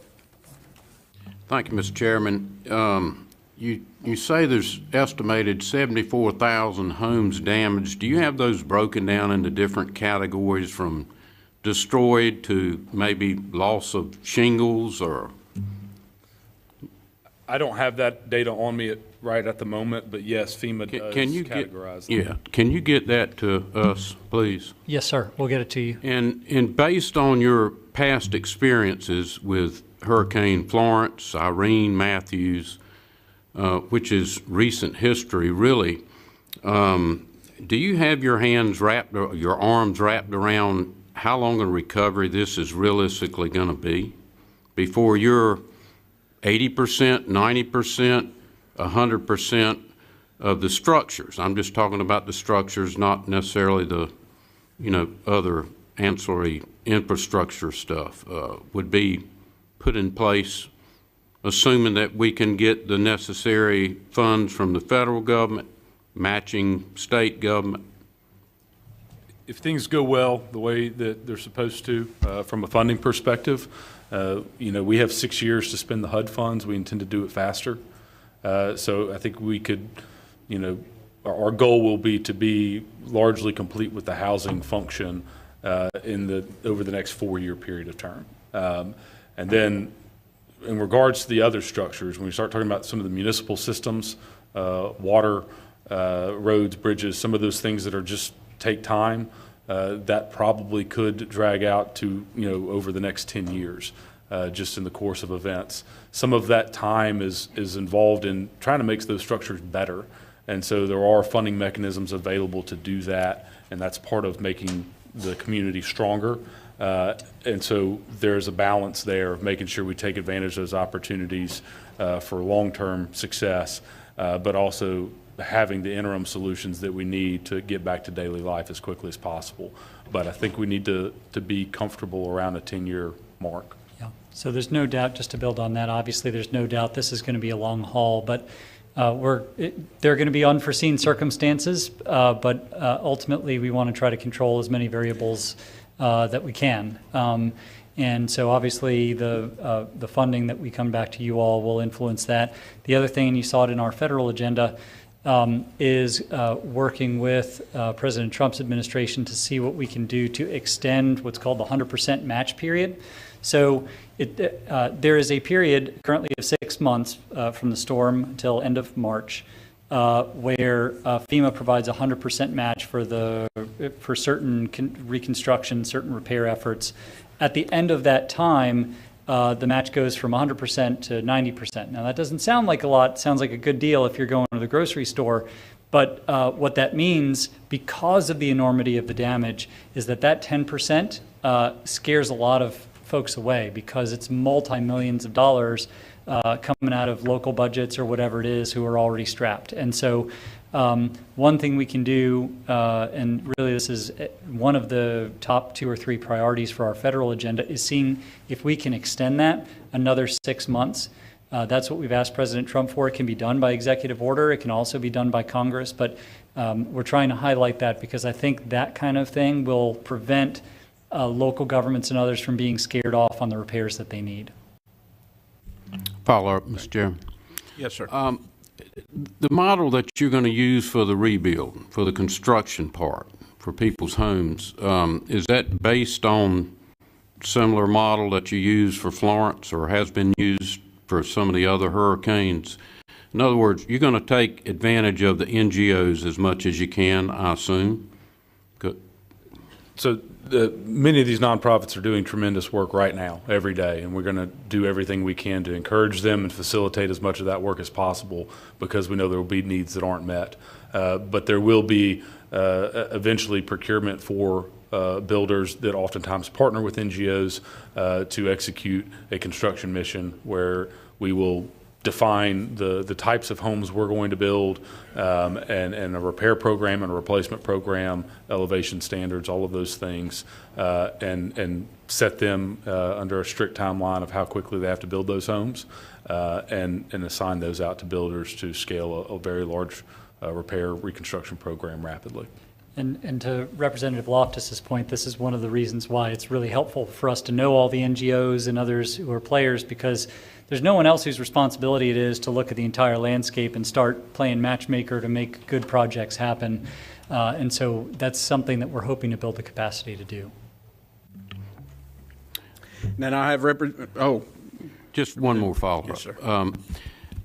I think I understand that some of the flood mapping has been redrawn since this event. Is that correct? And I would like to follow up once you answer that. Yes, sir. Okay, so you're going to run into probably a lot of cases where people had their homes that weren't in the flood zone. They're now in the flood zone, so they're not going to be able to build there, or if they do, depending on a lot of other circumstances, they would have to be elevated significantly, perhaps. I don't know how much the flood maps redrawn has impacted, the elevations, but you're going to run into a lot of problems with this, and you're going to have a lot of irate homeowners, and so you guys are going to have your hands full, I can tell you, with that. And the homes that are going to be rebuilt completely, you're going to have numerous different floor plans. They're not going to be custom homes that are going to be rebuilt. They're going to have to be standardized plans. Is that correct? So, yes. So the elevation and substantial damage determination process is a barrier. It's hard, but it is the reality of participating in the National Flood Insurance Program. And so some people will be forced to elevate that were not previously in a flood zone. We will work with those folks to either find a solution through a construction program where we build them a home that is elevated if it's cost reasonable, or we will have to work through other solutions like a buyout where we say this property is not buildable at a reasonable cost. So we're going to have to make some of those hard decisions. In regards to what those homes may look like, typically where I've seen programs are very successful, they identify some plan sets. Those plan sets are they're standardized, but they have flexibility to accommodate unique lot locations, different setback requirements, elevation and topographical challenges. They have enough flexibility that they can be modified to fit on those sites. But you get builders that get very comfortable building the same plan set so they can go fast. And so, so the tension there is obviously we want to maximize choice, but at the same time, one of the lessons learned from recent experiences is that you can't have 100 different floor plans for efficiency purposes and all other sorts of reasons. You want to have a standard, a good set to give folks some basic options, but just be realistic about what can be done and ought to be done. Thank you. And Representative Willis for an additional question. Thank you, Mr. Chair. Actually, two questions, if I may. One, following up on Representative Penny's comment earlier about folks kind of wanting to help and come up. I mean, one of the greatest things we've seen in the resolve of North Carolinians and those willing to step up and help. And we've got so many great groups, either Samaritan's Purse or individuals or Baptist Men or whoever it may be, or there places where these organizations can reach out and offer their services that can be centrally located so we can put them to work, because we know we still have a ton of folks still kind of going up and just doing things on their own because, quite frankly, if they weren't, people wouldn't be getting help. So if there's a place to do that, that'd be great to have that communication as well, how they can be deployed, if you will. And then as we go through the other side of this, obviously, FEMA has, I think, offered to, put folks up, and those that are in hotels and doing all of that for a period of time. That obviously is, I think there's a February 7th date that I'm hearing is some folks are kind of being told that that's going to run out. I mean, what happens at that point for those folks who are fearful that the temporary housing they do have is going to be taken from them? Take the nonprofit one, I'll take TSA. Yeah, well, Director Ray, you may know more about how to route folks, so you may be able to better speak to that. Obviously, that's an apparatus that we want to set up. I know there were some initial opportunities through the state website and that sort of thing, but you may have some more information about that. And then on TSA, right now we have authorization through May for the hoteling assistance. Everybody that's receiving that assistance does have to be requalified regularly to ensure that they still have a housing need. If they communicate with FEMA, go to their inspections, confirm that they still have a housing need, they will continue to be housed. I'm sorry, Mr. Chair, I'm sorry, one follow-up. We're also hearing a number of folks, one of our NGO or one of our nonprofit groups is got a list of 700 families that they've worked with that were all denied support from FEMA. And so how do we, is there an escalation process or somebody to help those? Because, I mean, these are folks that are just doing whatever they can at this point, and we don't know how many of them are living in dilapidated housing, kind of going against the rules, or, any of that's just because they have nowhere else, no other recourse. So there's a process for that would be great. Yes, so this is part of the disaster case management function that has been recently stood up. We need that list of names so that we can reach out and contact them and find out a solution. There's different reasons they may not have qualified for FEMA assistance, but there are other options out there. Thank you. All right, thank you. And gentlemen, again, appreciate the time you've came over and devoted to us to answering these questions, and we look forward to working with you on next steps and ways forward. I was encouraged to hear, because I hadn't heard a lot of information about the volunteer organizations and the non-government organizations, because they are doing some great work up there. And I feel like if we'll coordinate with them, we'll get a lot more work done a whole lot quicker than maybe the government could do. So I hope you'll take a look at coordinating closely with those organizations, because they're doing some great work in the area. Yes, sir, and thank you for having us. Yes, sir. Thank you. And now we have Mr. Will Ray, who is the Director of North Carolina Emergency Management. And Mr. Ray, I will say thank you to you and your agency for all of your support. Really, they've been kind of boots on the ground since the time of the event, and I know I have probably, Susanna may have had to get another telephone, because I have rung her phone off the hook with issues, but she's always been great to respond, and we appreciate that. So without further ado, Mr. Ray, if you're ready, we'll. Thank you, Mr. Chair. In the interest of time and to be respectful, you have the brief. I will move quickly through them. I know I've talked to some of you beforehand. I've tried to take some notes to some of the questions for follow-up, either as a part of this hearing or for follow-up in your office afterwards. So again, Mr. Chair, if you're good with that, I'll try to move fast through the presentation. Yes, sir. Thank you.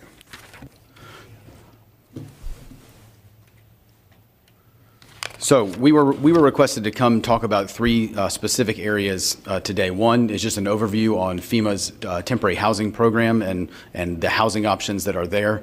Second is on warehousing and specifically related to what we are calling our multi-agency donations warehouse that is located in Statesville, as well as to talk a little bit about where we are on private roads and bridges, specifically related to the no rise piece, but I'll give you, based on some of the questions here, I think give you an update of kind of where we are on the private road and bridge piece as well. And then certainly we'll be available to answer other questions as we move through.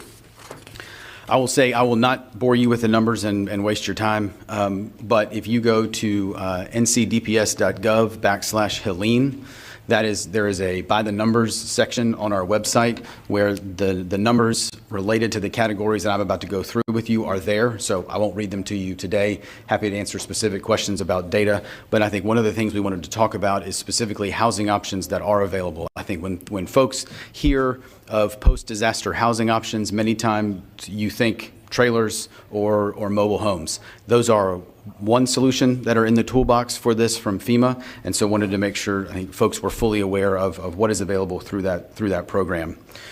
One of the highlights of the things that we have worked with FEMA creatively through this is specifically related to rental assistance. Early on in the event, we got FEMA to increase the rental assistance available to survivors to 200% over fair market value. And that is currently something that we have a number of survivors in Western North Carolina taking advantage of. The other solutions are there is assistance for displacement, for home repair and replacement. There are options for lodging expense reimbursement. One of the programs that we are trying to get FEMA to move faster on and expand is what they are calling direct lease. So this is actually, they would go under contract with property owners or think VRBO, Airbnb, those types where you could put survivors directly into a long-term rental that would give them some stability. It would also commit that property owner to a sustainable source of rental income, and FEMA would pay that bill direct on behalf of the survivor. That process is going. FEMA is currently onboarding additional property owners that could be a potential option for that program, but wanted to make sure that folks were aware of that program as well. On TSA, currently the numbers as of today, we have 2,600 households that are in TSA. That accounts for 6,000 individual survivors. I think it was Representative Willis or some others that were asking some questions about TSA. As Mr. Calabria and Mr. Krebs said, right now FEMA will continue to do their ongoing eligibility screening for TSA eligibility. And as long as that survivor is able to communicate with FEMA, demonstrate that their home is not accessible, they continue to have a need, there's damage, et cetera, they will remain eligible for TSA. As a result of some questions, I know both from the General Assembly as well as the congressional offices and the governor's office, FEMA has extended the runway that they give survivors in TSA notification that they currently have them as ineligible and that they may need to move out. FEMA did have a 7-day window that they were giving that information. They have now moved that back to 21 days to, one, give survivors, I think, a longer runway to help find a more sustainable solution, or two, to be able to give them the ability to demonstrate to FEMA that they still have an acute or specific housing need. And as both Mr. Calabria and Mr. Krebs mentioned, the governor did request a 6-month extension authorization from FEMA on TSA. We currently have an additional 2 months. So that program is authorized through the end of May currently for those that are eligible. And then finally, again, the numbers are on the website, but FEMA is working their temporary housing mission. So think travel trailers and mobile homes. Those numbers are available on the website. Happy to talk through specifics there. I do want to mention, I know there was one question, and I apologize, I don't remember who it was from. FEMA has waived the issue. I guess there are instances where you can place a travel trailer into a flood zone as a part of this process. FEMA has a process to go through to be able to do that. And so I just wanted to make sure, I apologize, I can't remember which member asked the question, but that is a potential option moving forward. Again, I think I want y'all to hear from us. Our focus is putting disaster survivors back into safe and secure housing. I think we do not want to start any program or take any action that is in any way, shape, or form going to put a survivor into a riskier situation. So one of the caveats we are having to take into account is both on the state-led travel trailer program and through FEMA's program, with the number of landslides across western North Carolina, we don't want to put a trailer back onto a property that has any soil stabilization issue or in some way, shape, or form puts that survivor or that family at risk of potential landslide or some sort of destabilizing event. So not just from a floodplain issue, but also from a landslide issue.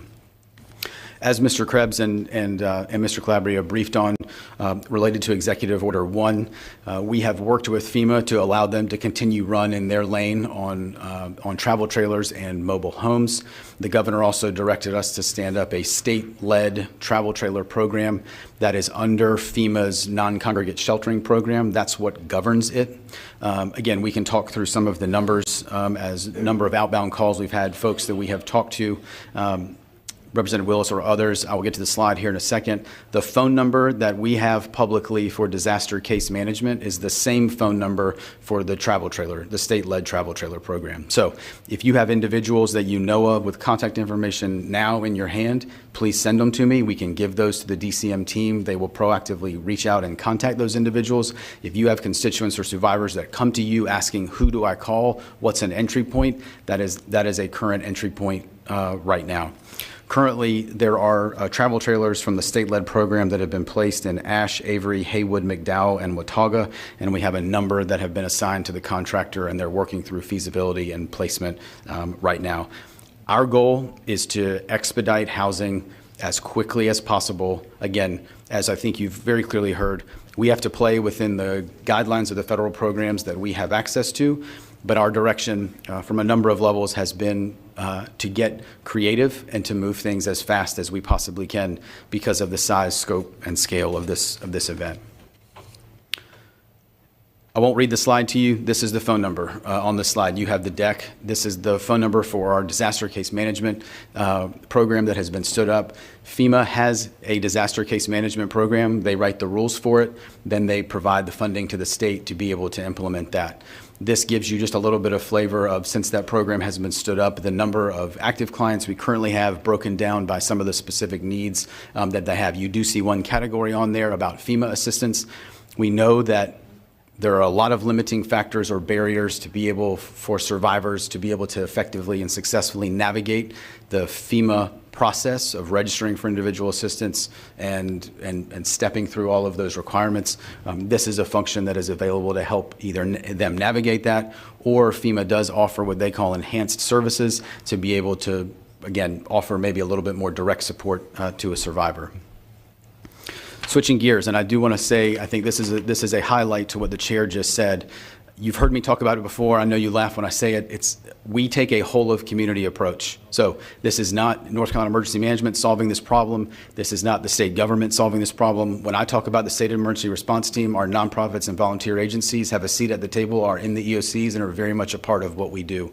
I don't see them as two separate functions.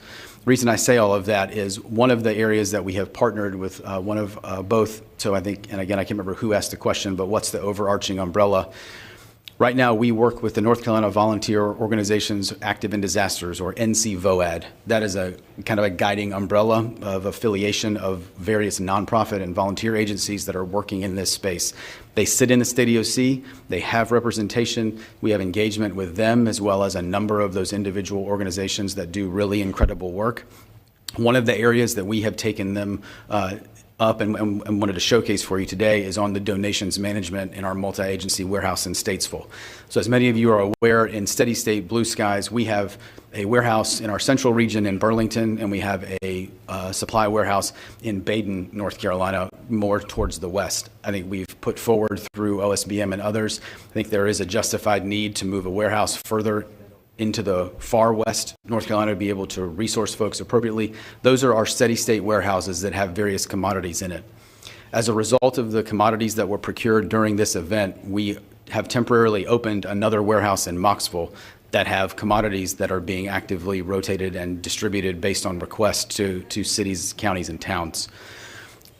We also entered into an agreement with the Seventh-day Adventists Conference, as well as our Community Emergency Response Team and NCVOAD and other partners, and we have opened what we are calling the multi-agency warehouse in Statesville. So as you all know, there were really incredible groups of people in the East or Central that wanted to support those in the West that were impacted. There were lots of donations that were moved into impacted communities across the state. Many of those communities were not able to manage those donations or house them for a long-term period of time. For the jurisdictions that raised their hand and said, we need some help doing this, we were able to take those donations, store them, sort them in a climate-controlled, protected 245,000 square foot warehouse in Statesville. Right now, there is a portal that is open for community-based organizations, nonprofit organizations, local units of government, partners, et cetera, to be able to request supplies from that warehouse. And we use one of our contract trucking companies to be able to do some of those deliveries out into those communities. Since the operation began at the beginning of November, we have shipped 127 deliveries by tractor trailer and box trucks with over 2,200 pallets of goods shipped.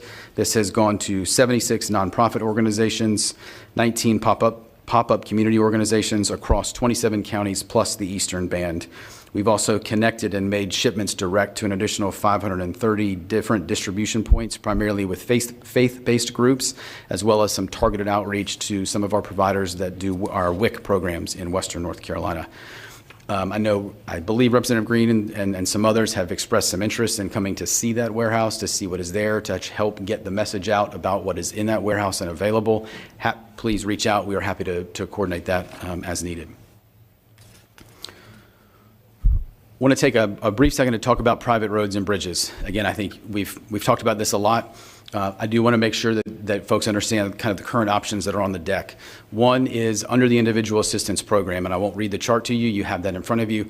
But this is the current number of private roads and bridges and the amount of money that has been put out by FEMA through the Individual Assistance Program to allow permanent work. Now, I know, as someone mentioned earlier, appropriately, the amount of money that is associated with that program compared to what the need is, there's a pretty big delta and gap, and I think that's the opportunity for how we collectively step into that gap.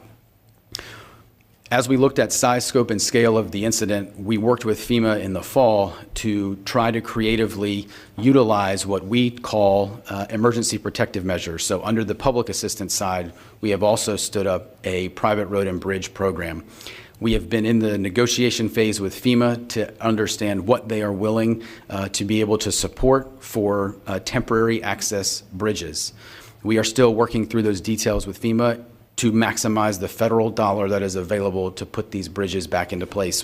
One of the things we need your help, as well as the congressional delegation, is being able to articulate that we're not talking culverts that need pipe and fill and gravel put back on them. We're talking rivers have moved, spans for bridges have significantly expanded. That's going to take more funding to be able to do it. With the funding that we currently have allocated through and authorized through the General Assembly, we have two buckets right now. One is approximately $325 million, and that is in a non-federal share match bucket. The other is in a $50 million unmet needs bucket. Again, those are targeted to a lot of different potential activities across the response and into the recovery. And so we are trying to narrow down what FEMA will or won't do related to private roads and bridges under the public assistance program to be able to then determine which course of action on the authorized state funding we could potentially tap into to start that program. Currently, right now, the Office of State Budget and Management Disaster Recovery Function has been identified to manage the process from the standpoint of engineering, contracting, mission tasking contractors. The part that emergency management has based on the flood insurance program and based on some of our flood mapping capabilities is this specific no-rise. And so what would happen is there's a community that has a bridge. The engineer will come in and develop a plan.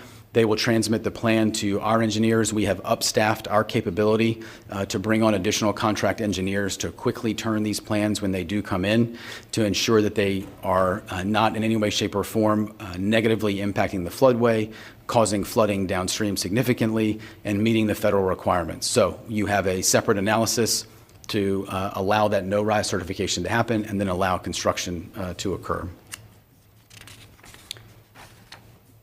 And then, again, you have this in your deck. This is more specifics about the flood insurance program. Happy to answer all the questions you want about that, or provide you some follow-on information, but won't kind of hit that specifically today. This, again, is also on our website. This is a current by the numbers of some of the support that has been provided over the course of the response and into the recovery for Tropical Storm Helene. Again, on that same website or webpage that I did mention, there was a question about roadways and where are we, how many have been reopened, how many miles, et cetera. DOT has put up a real-time dashboard that is also linked on that Helene webpage that will allow you to see kind of real-time where they are with some of their road status. Mr. Chair, that is our quick presentation, and we'll ready for questions, sir. Thank you, Mr. Ray. I have just a couple of questions, if you don't mind, and it's going back to this no-rise certification. I mean, this is a huge issue, and I know you understand it, but just to let my colleagues get a flavor for it. If somebody doesn't have a bridge, then they can't get a truck in to work on their property. They can't get, and we may have volunteer organizations or contractors that are up there with that have materials on the ground and ready to go. But this engineering piece is a big piece that not only adds cost to the bridge, but the availability of an engineer to do those inspections. I guess my question is, do you have enough people in the queue to be able to meet the demand out there, or do we as a legislature need to do something to assist you in doing that? Do we need to give you more engineers to work? Or So I will never turn down additional staff, to be clear, sir. I think we've talked about that with this committee before. But I think one of the differences we've seen in the recoveries is in Tropical Storm Fred, very quickly was authorized a specific private road and bridge program by this body for recovery. As we move into the recovery for Helene, again, we are trying to nail down and determine what is FEMA going to allow us to do under the public assistance program to be able, as you said, to support temporary and emergency access, to allow folks to access their homes, to allow fire, EMS, law enforcement access to the community in a safe and secure way. And so as we continue to work with FEMA on what they are or aren't going to do, I believe we're going to need to come back to this body to talk about how are we actually going to authorize the necessary funding to adequately address the size and scope and scale of the bridge need across Western North Carolina. yes, and whether that's working out for emergency management to have some on-staff engineers, or whether that's in the form of grants to local governments or something. I think that is an issue we need to look at, and sooner rather than later, probably. And my apologies, Mr. Chair. I think one thing I did not highlight is this is also a space where we have incredible nonprofit NGO volunteer organization partners doing work. Specifically, the Mennonites, the Lutherans, the Baptists on Mission, and others are doing absolutely incredible work in a number of communities across the state, building some of these bridges right now. Thank you, sir. And so I guess you're saying if there's a volunteer bridge engineer out there who wants to devote his time, you could probably put them to work.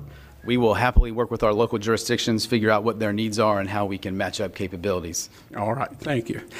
All right, I have Representative Turner on the list for a question. Thank you, Mr. Chair. I have just a couple of questions about debris removal. When you were so generous with your time with me last week, we discussed debris removal and sort of what you described to me as the three paths of debris removal when it came to local governments. One was that they could handle it through their own public works or infrastructure and manpower.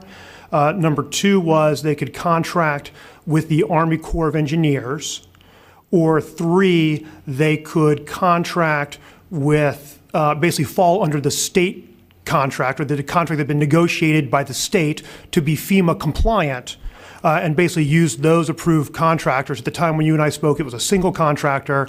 Now it sounds like from Mr. Calabria, that's been expanded to multiple contractors. And my understanding, I just want to make sure I've got this straight, and so I'll ask it as a question. Who decides which path is chosen? And then I have a follow-up about waterways. Sure.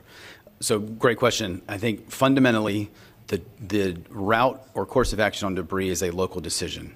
I think one of the areas that we saw in Matthew, Florence, some of the recent events, is this debris specifically is the area where FEMA is able to gig a lot of communities on improper procurement, or somehow costs are ineligible because it wasn't done appropriately.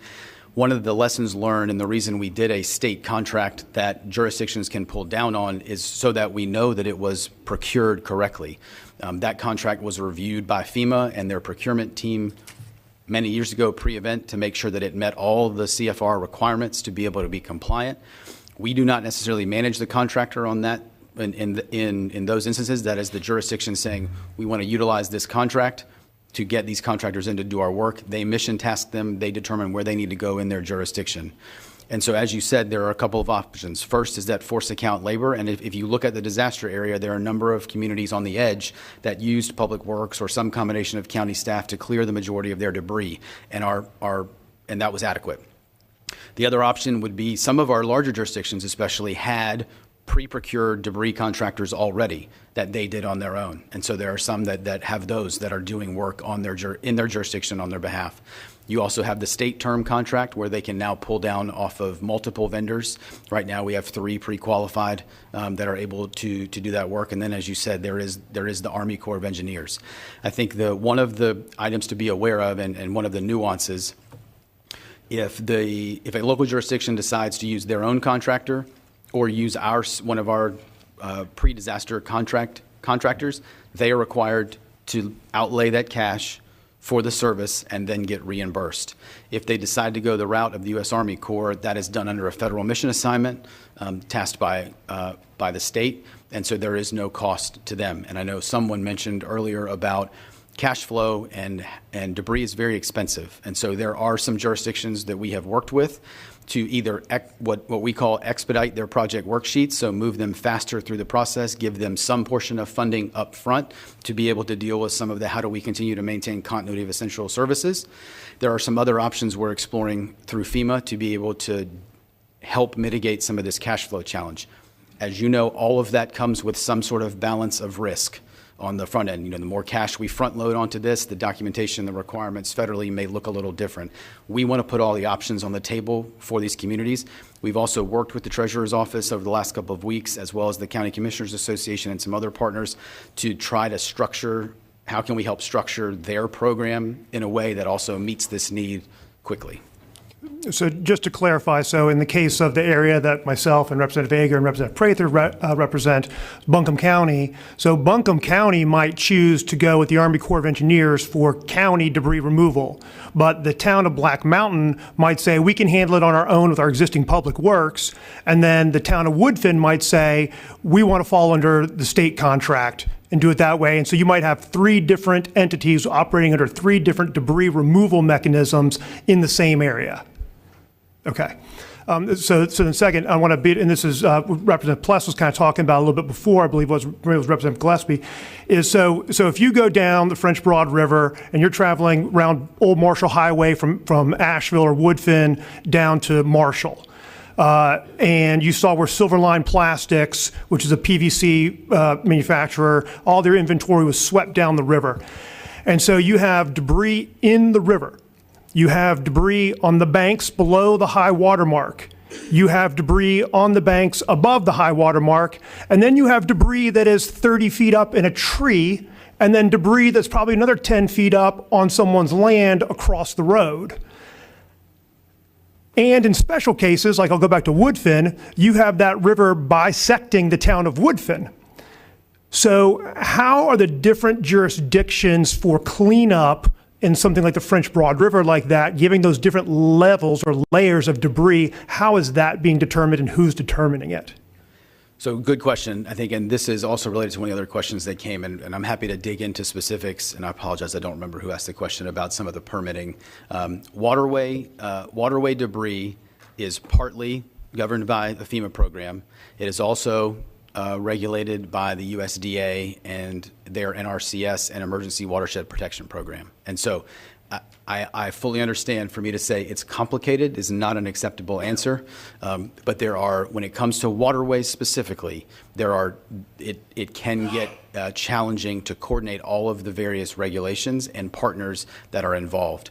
That's why I think it needs to be a closely coordinated and scoped mission, whether you use a state contractor, your contractor, or the U.S. Army Corps. One of the big pieces that is also a part of this, as you mentioned, is any entry onto private property requires a right of entry agreement to have been put in place from whoever the contractor is with that property owner. That's also something that takes time, but also protects that property owner and the survivor, as well as the company doing some work. So I think if there are specific areas that you've heard from your constituents of, we're having a real challenge with this, help me understand why this plastic tub is not getting picked up, happy to dig into those specifically.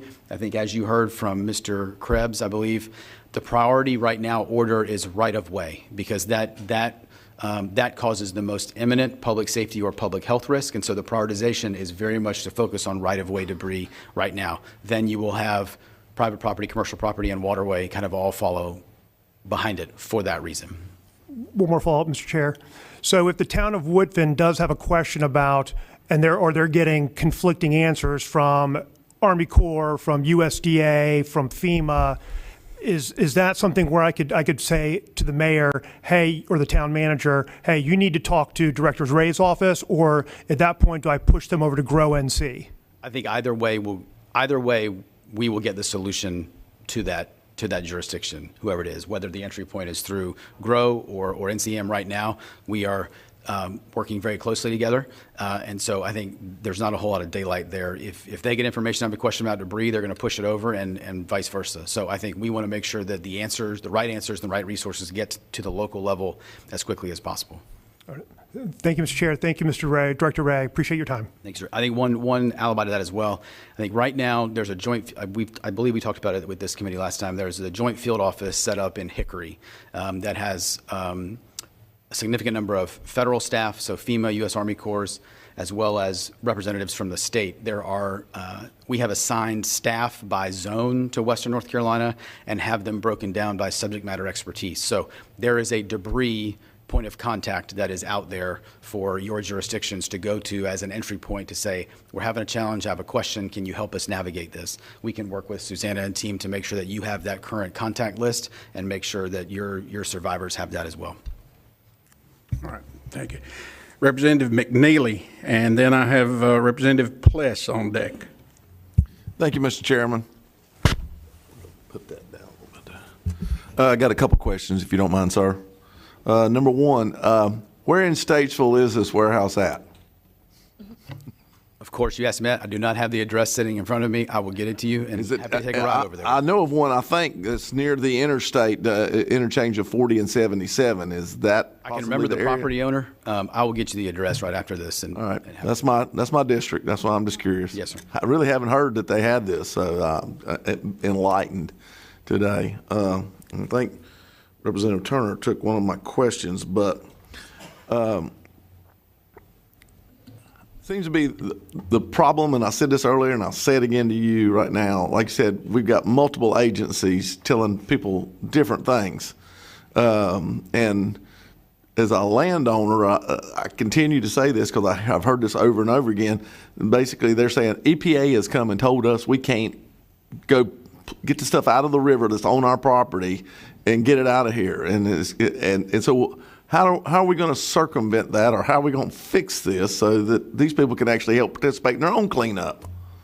I think it's a great question. And I think how we see our role, I don't have the regulatory authority, and I don't have any trucks to pull that debris out of the water. But I think what we can do, and I think where we've seen success, is forcing the people to the table instead of having 47 phone conversations or 97 email exchanges or that type of thing with individual folks.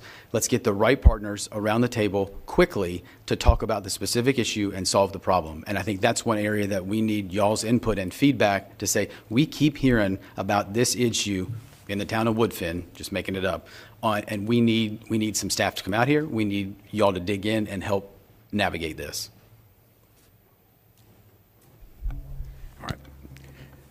Thank you. Representative Pless, and then I have Representative Miller in the queue. Thank you, sir. Director Ray, I'm curious, you were talking about the bridges, and this is something that came up with Tropical Storm Fred. When we appropriated the money, we worked diligently to get people's bridges, only to have the state of North Carolina DOT take the project because it touched their road. Is there a way to identify those ahead of time so that we can let DOT sign on to that? One of them was just a few $100,000 and it wound up being a lot more expensive, but they were at the part of doing construction and that was the final piece, was getting DOT to sign off of it, and they said, nope, we're going to take it, and they redid everything that had already been done.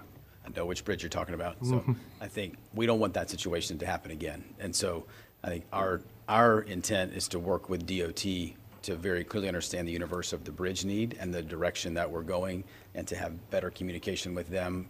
Again, some of these are locals have decided we're going to go this route for bridge repair, but again, making sure that there is that connection even at that county maintenance engineer level, that they're aware of what's going on, so that if there needs to be some additional requirements or needs early on in that process, that's what we need to be focused on. Do you have anything right now for private roads?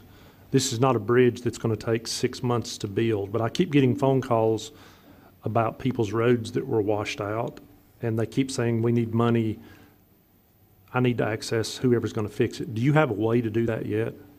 So there is a current mechanism under FEMA's individual assistance program. Again, as we talked about, is the dollar amount that those folks, is the dollar amount that they are probably going to be approved for going to be adequate? Maybe, maybe not, and there's going to be some sort of delta there. And so this is also related to the private bridge issue. And if we can really get a clear sense of, from FEMA, what are the guardrails and left-right limits, and where do we need to come back to you and say, this is what we need additionally authorized for private roads and bridges to be able to move this forward with some level of speed. That's really what we're focused on right now. One last question. Are you taking anyone yet as far as pre-qualifying to be able to do this work? Because I know with Fred, we got down to the point to where we had one contractor that would build bridges, and there was some questionable interactions with the state in completing that. Are we going to, if the legislature, not that we move that fast, next week decided we were going to give you $100 million to build private roads and bridges, are you ready to build them, or are you going to start finding the people to build them once we tell you we got you some money? No, I think as you said, there are areas of state government that build bridges and have contractors that build bridges. And I think the other trap we're running on the backside is, can we make sure that from a procurement standpoint, this is one of the other areas that trips things up for it being federally eligible for reimbursement down the line. If we can make sure that those have been procured appropriately and meet FEMA's intent, can we utilize some of the contracts that already exist or expedite using similar contracts on the street to get a stable of contractors and then to be able to mission task them based on area, severity, need, et cetera. Okay, this would go back to Fred, but I would love to know why that wasn't done for them. There was a process to where folks could do it, and I still have folks that don't have bridges.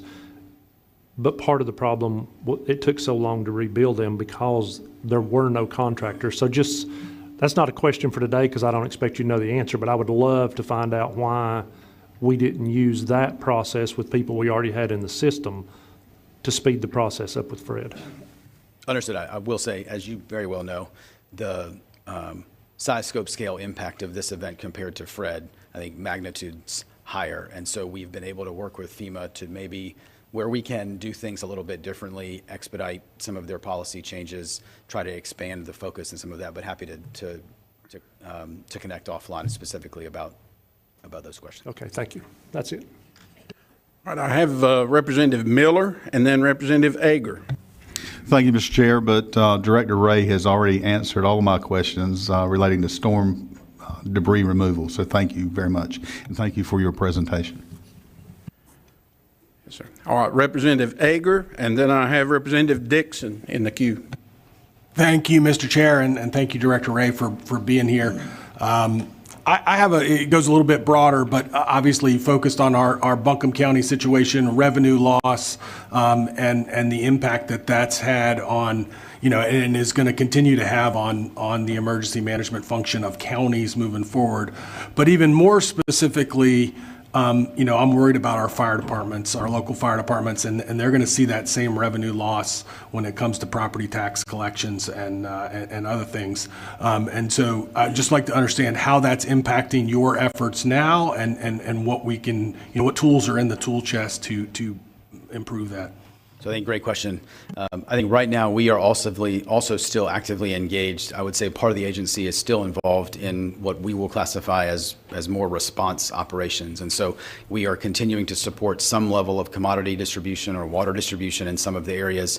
We are working with a number of local jurisdictions, particularly around fire departments, of reconstitution of government facilities and how do we do that. Again, depending on need and scale and impact, there are some options to get those facilities rebuilt.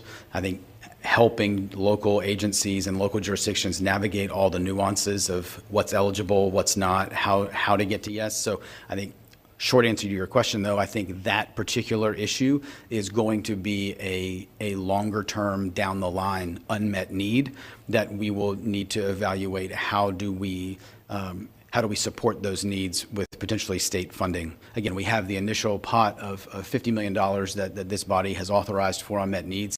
Our anticipation is could be significantly more than that. Again, as you all know, as we've worked through this most recently with Tropical Storm Fred, realizing what that final dollar amount is going to be is going to take some time because of having to navigate the FEMA process and figuring out what are they going to determine is eligible, ineligible, and how do we fill that gap.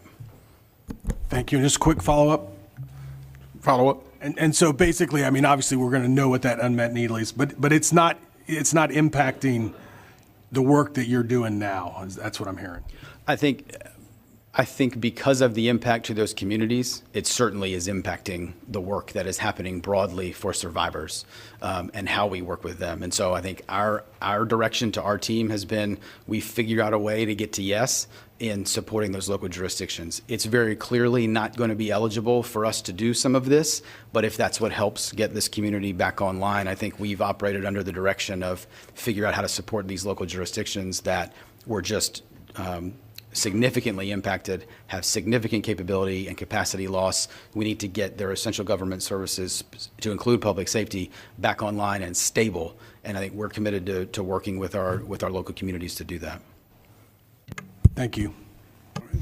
Representative Dixon and then Representative Gillespie's on deck. Thank you, Mr. Chair. Director Ray, two quick questions. Does FEMA currently have a final cutoff date for requests for bridge replacement? I will get you the final dates for kind of what we have for all of the various programs. I don't have that one specifically in front of me, and I don't want to give you an inaccurate date. Thank you. And the final question, the other day when President Trump was in the area, he made a couple of direct comments to individuals I won't call any names that he directed. Have you seen any evidence, or has there been any experience yet that those direct communications from him to certain people are going to have any effect? I'm not sure what specific communications you're referencing, so happy to talk with those offline. I know y'all saw the presidential executive action over the weekend that was related to both California and North Carolina. It had a couple components in that executive order. We are still working through with the White House and with FEMA what exactly those orders mean and what programs or funding streams or resources are going to be matched up with those executive orders. I think the other complicating factor, which I think I saw on my phone as we were sitting in here, the issue with the Office of Management and Budget yesterday and some of the freeze on federal funding, that memo has been rescinded. So we are, at least for a temporary period of time, starting to be able to move forward with some of the federal programs again. But happy to talk about specific instances or interactions with staff. I think what we have heard from the White House, what the governor has talked about with the White House, both when he was out with the president, as well as what we have heard from staff after, is how do we get creative to solving these problems here in Western North Carolina? And again, I think that, to me, and I'll defer to Mr. Calabria or Mr. Krebs if they've heard different, but that to me is the theme right now of everything else aside. We have needs that are critical in Western North Carolina. How do we creatively work within the resources that are at play to solve these problems? All right, thank you. And then Representative Gillespie is the only one I have left in the queue. If you have questions, make sure I see your hand, you catch my eye. So, thank you, Mr. Chairman. Representative Director Ray, thank you for being here and making the presentation, and please relay to your entire department, citizens of North Carolina appreciate their efforts and appreciate what they're doing. I think that irregardless of what we are doing, there's always efficiencies that we can look for and better refine our processes. And I'm hoping that this question is appropriate. If it's not, just for this meeting, just tell me. But talk about the different warehouses that you have available, and I think there may be one in South Carolina somewhere, if I'm not mistaken. You mentioned one in Knoxville. And I guess I struggle to understand why we would have a warehouse in Knoxville. Is that not? I said Knoxville. I misspoke. Okay. Moxville. I'm sorry. Okay. I need to. So Davie County. there is no warehouse. No, sir. We are not currently maintaining a warehouse out of state. Okay. No, sir. But to your point, I think one of the areas during response that we did have to do is leverage some of our contractors that we have on commodity distribution, and they did have a staging location. I believe it may have been in South Carolina, to be able to move some of the commodities out of there into North Carolina. But currently, by our agency, the warehouses we currently have purview over are all within North Carolina. I apologize if I misspoke. I apologize if the question was outlined. So you don't have any warehouses, contract or otherwise, they're not currently in North Carolina? No, sir. Okay. Thank you. yes, sir. Director Ray, I may have missed it. You probably already covered it, but there was a question I had about debris permitting, and I'm getting a lot of reach out from our local governments about maybe that some of those permits they're experiencing some delays in that. Could you speak to that? Sure. So I think what we need is the specific jurisdiction as to where they're experiencing some of those challenges, because it could be a number of things. As we talked about, it could be requirements under NRCS or EPA or the Emergency Watershed Protection Program. It could be it's not some sort of permit, but they need to get the right of entry negotiated for some of these property owners. And so it could be a couple of things. Again, I recognize that saying it's complicated and complex is not an appropriate answer. So I think if we can get specificity, whether it's a jurisdiction, whether it's a list of survivors that you know of, I think please come to us with those specific questions, and we can run those to either help address a hurdle with a contractor, or again, make sure that the right people are talking to each other to get things. Again, I can't commit to you that the answer that you want is necessarily the answer you're going to get, but I think we will we will dive into those. All right, thank you, and appreciate all that you and your agency does. Like I say, even through the thick of the storm, we're there, a phone call away, and we just certainly appreciate that. And if any of these issues that we've talked about, you feel like we could help with a legislative remedy, I certainly hope you'll bring that to our attention. Look forward to talking with you, sir. And again, thank you for the ongoing support of many of you and this body. I'm privileged to work with an outstanding team, sir. Thank you. And as Director Ray is finishing up his presentation and Mr. Mark White is coming to the podium, I will say that I appreciate our staff here on site at the General Assembly. There have been questions I know that I've had, and probably members of this committee have had, or the General Assembly as a whole, that as a result of this, whether it be for funding or what the law said that they've been able to access for us, and we just appreciate our General Assembly staff so much. And I know that Mr. White has been in the weeds, in the thick of it, since the federal relief package was passed, trying to digest all that and hopefully ready to give us a full, thorough breakdown on what all that is. So I know that he'll have a pretty comprehensive presentation, and there's going to be more to come. But I do appreciate all your work and look forward to hearing your presentation. Thank you very much, Mr. Chair. Good afternoon, members. My name is Mark White, Fiscal Research Division, and I'm presenting today on what we know at this point about the American Relief Act of 2025, which was the bill that Congress passed back in December. I will be as brief as I can, again, in the interest of time, but please do let me know if you have any further questions. One thing before I do begin, I wanted to make a quick follow up on the question earlier from Representative Stevens regarding private roads and whether or not the state has done action on that in the past.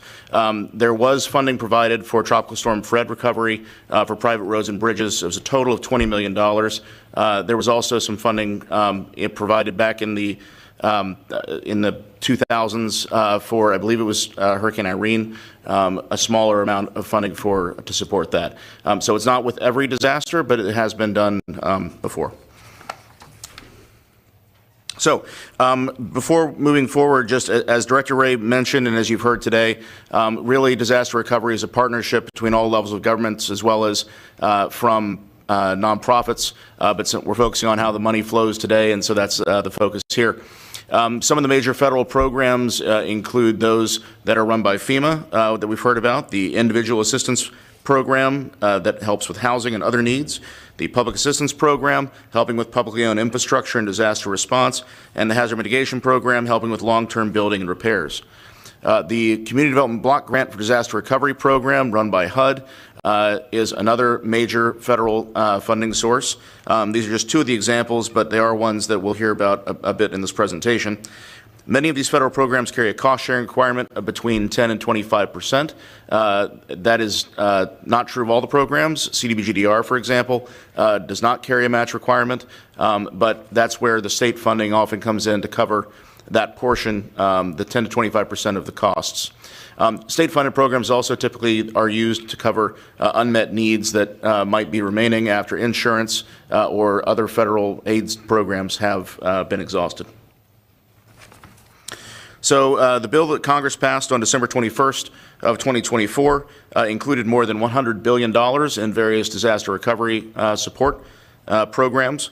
Most of these went to either the U.S. Department of Agriculture, to FEMA, or to HUD, and then some other agencies received, there are a number of other agencies in that 17% on the chart here, including some to federal DOT, $8 billion or so that went to repair the bridge that was hit by the shipping container ship that you may have remembered from several months ago.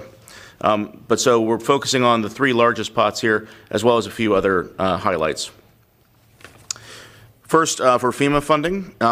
FEMA programs are governed by the Stafford Act. You've heard that name tossed around today. This passed in 1988 and was really, as Congress tends to do, was really an amendment to the previous disaster recovery structure that was in place back in the 70s.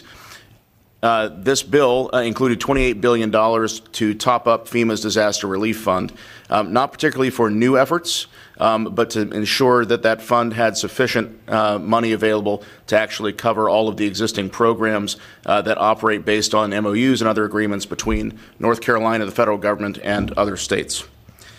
So in North Carolina, these funds will be used to cover between 75 and 100% of eligible individual assistance activities, depending on which type of individual assistance program we are considering. 100% of eligible public assistance emergency work, that's categories A and B, for debris removal and emergency protective measures until March 24th of 2025, and then at this point, 90% of those costs afterward.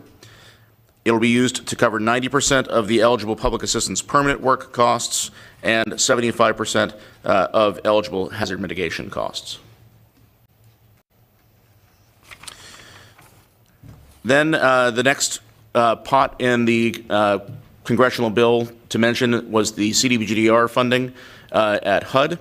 Unlike the FEMA programs, CDBGDR does not have an actual governing statute that spins up the program every time on a recurring basis. This has to be done anew with the federal rulemaking process every time Congress provides an appropriation to support it. The ARA provided $12 billion for disasters that occurred in 2023 and 2024. Of that $12 billion, North Carolina is going to receive $1.65 billion. That is broken down as $1.24 billion for CDBGDR, $186.8 million for mitigation activities, which is more long-term recovery and reducing the impact of future disasters, and $225 million direct to the city of Asheville, of which $29.3 million is for mitigation. This was alluded to earlier today, but the process for the CDBGDR program to get up and running begins with the rulemaking, which was issued on January 15th, 2025. That was actually required in the legislation. There was a deadline listed by Congress, and that deadline was met. And so those rules and the allocation to each jurisdiction was published on January 15th. From that date, grantees now have 90 days to submit their proposed action plans, and those action plans must be posted for public comment for 30 days prior to being submitted to HUD. Once they are submitted to HUD, HUD must approve or reject the action plan within 45 days of receipt. If HUD decides that the plan needs revision, the grantees then have 45 days to resubmit back to HUD, and then HUD has another 30 days to respond to it. If you do all the math on adding up all those time periods and days, then it was alluded to earlier by Mr. Krebs that it could be possible that this program may take until the summertime to really get up and running. And if you sort of maximize these calendar dates, you can see how that could happen. If a full 90 days is taken to submit and then a full 45 days until the response comes back, and then it has to be traded back and forth. So this program could take some time to really get up and running. But once the action plan is approved and the financial controls are certified, HUD will release those funds to the grantee, and the program can proceed. CDBGDR funds are not divided into strict categories the way that the FEMA programs are. Instead, they can be used for a wide variety of purposes based on within certain parameters based on how the action plan is constructed. This may include housing for repairs, buyouts, new housing, elevation efforts, economic development, infrastructure, or other mitigation projects. In general, the projects that use these funds have to support the national objectives of the broader Community Development Block Grant Program, meaning that they tend to benefit low and moderate income persons. They eliminate or prevent slums or blight and provide urgent community development needs. Also in the Federal Register, as part of North Carolina's allocation, it was noted that 80% of the funds must be spent in the HUD-identified most impacted, most distressed areas of the state. So you can see on the map here, those mid-counties, as they're called, are in blue. And then there were 5 zip codes that were listed in particular counties, and those are in orange. Those zip codes were in Caldwell, Cleveland, Madison, Mecklenburg, and Polk counties. So again, 80% of the state's funds, that's $1.14 billion, has to be spent in those particular areas. The third large pot that was included in the congressional bill was for the U.S. Department of Agriculture, $32.5 billion. Some of that $32.5 included $10 billion for economic assistance to farmers because of expected economic losses. This was not limited to disaster-impacted areas. And these funds are going to be direct payments to farmers that must be made within 90 days per the legislation. The piece that is more directly relevant for Helene recovery is the $20 billion for assisting farmers who suffered from natural disasters in either 2023 or 2024. There is, however, no guidance yet from USDA in terms of how this program is going to be structured, who would be eligible, what it would be eligible for, and so forth. We really are very much waiting to hear how this will work or how much North Carolina will receive. But it is a pot of $20 billion for agriculture at USDA. 3 other smaller pots to mention. The Small Business Administration received $2.25 billion to support the continued operations of their disaster loan program. This was sort of like the FEMA piece where it was for an existing program that was running low on funds as opposed to a new program. The EPA received a total of $3.27 billion, including funding for the Clean Water State Revolving Funds, the Drinking Water State Revolving Funds, and the Hazardous and Solid Waste Assistance Program. However, as with the USDA program, there is no guidance that has been issued for these funds as of yesterday, and so we're still waiting to see how those will work. Finally, there was $1.5 billion for the Economic Adjustment Assistance Program at the Economic Development Administration for the Department of Commerce. This is a program that helps with recovery and resilience activities, including repairing and replacing infrastructure, financing small business assistance, and rebuilding impacted industries. Mr. Chair, that brings us to the end of my overview of the bill. All right, thank you, Mr. White. You have, I know you took a lot of complex issues and hopefully got it condensed down and into what we can see there, and I certainly appreciate it. So I have Representative Stevens with a question, and if anybody else has a question on the committee, make sure to catch my eye. So Representative Stevens. Thank you, Mr. Chair. I'm looking at slide number 9, and I'm just a little confused. Is the $10 billion we already have the rules for, and we know who can apply for that?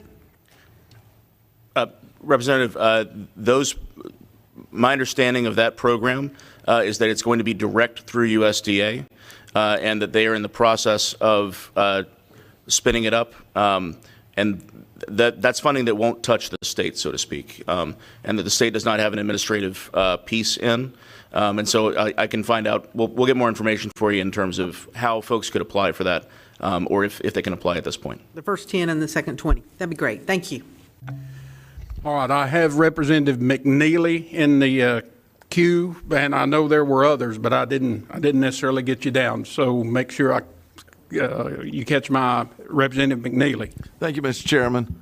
Mr. White, isn't that correct? Yes. Just curious, looking at, I'm not sure what slide, but it's the one that showed the different counties HUD identified most impacted. There we go. And it's picked out a certain zip code in Mecklenburg, and I'm not saying I have been there and observed, but I don't think there was a lot of damage in Mecklenburg. Why that particular zip code gets funded? That's like Belmont, Mount Holly. Just curious. Representative, I'm happy to defer to someone who may want to answer it. I have looked at the map for that zip code. It's in the northwestern portion of the county. I'm not sure I can tell you much more than that.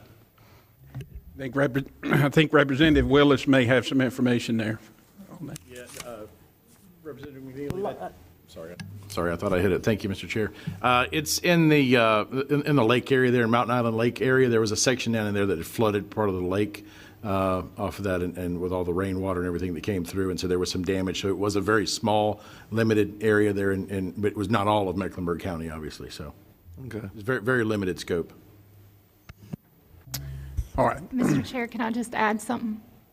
Representative Markham. Yes. You also got to think when we did the recovery and the designation of disaster counties, Mecklenburg was on that storm with the number. It didn't get a name. They called it Storm 7-2, whatever it was. So Mecklenburg was actually in that, and that's why you're seeing that too. Thank you, Representative Balcom. All right, I have Representative Clampett in the queue, and then Representative Bouncy on deck. This one's sort of complicated. Since this is called the American Relief Act of 2025 and North Carolina, looking at the map, and that's a good one to have up there, you do have Transylvania County in there, and in Transylvania County it's known as the land of waterfalls. You have Pisgah National Forest. Farther west, though, with Swain, Jackson, and Haywood County, you have the Great Smoky Mountains National Park. Now, it's probably going to be a request to go through our federal delegation, sir, and I'm probably going to ask the chairman, Mr. Green, if you'll take, since tourism is the #1 industry we have in western North Carolina, trailheads, camping areas, roads and access to the park, through the park, etc., in Transylvania County, Swain, Jackson, and Haywood. We have the most visited park in the entire United States. In 2022, we had 13 million visitors, and yet we're the lowest funded national park nationally. All the other parks that have 1/10 of the visitation we have get more money for maintenance. All this to prelude and preface. I know this is an act for North Carolina, but it seems we've left out the national parks and the national forests for rehabilitation and access in our western part of the state because we rely on the tourism.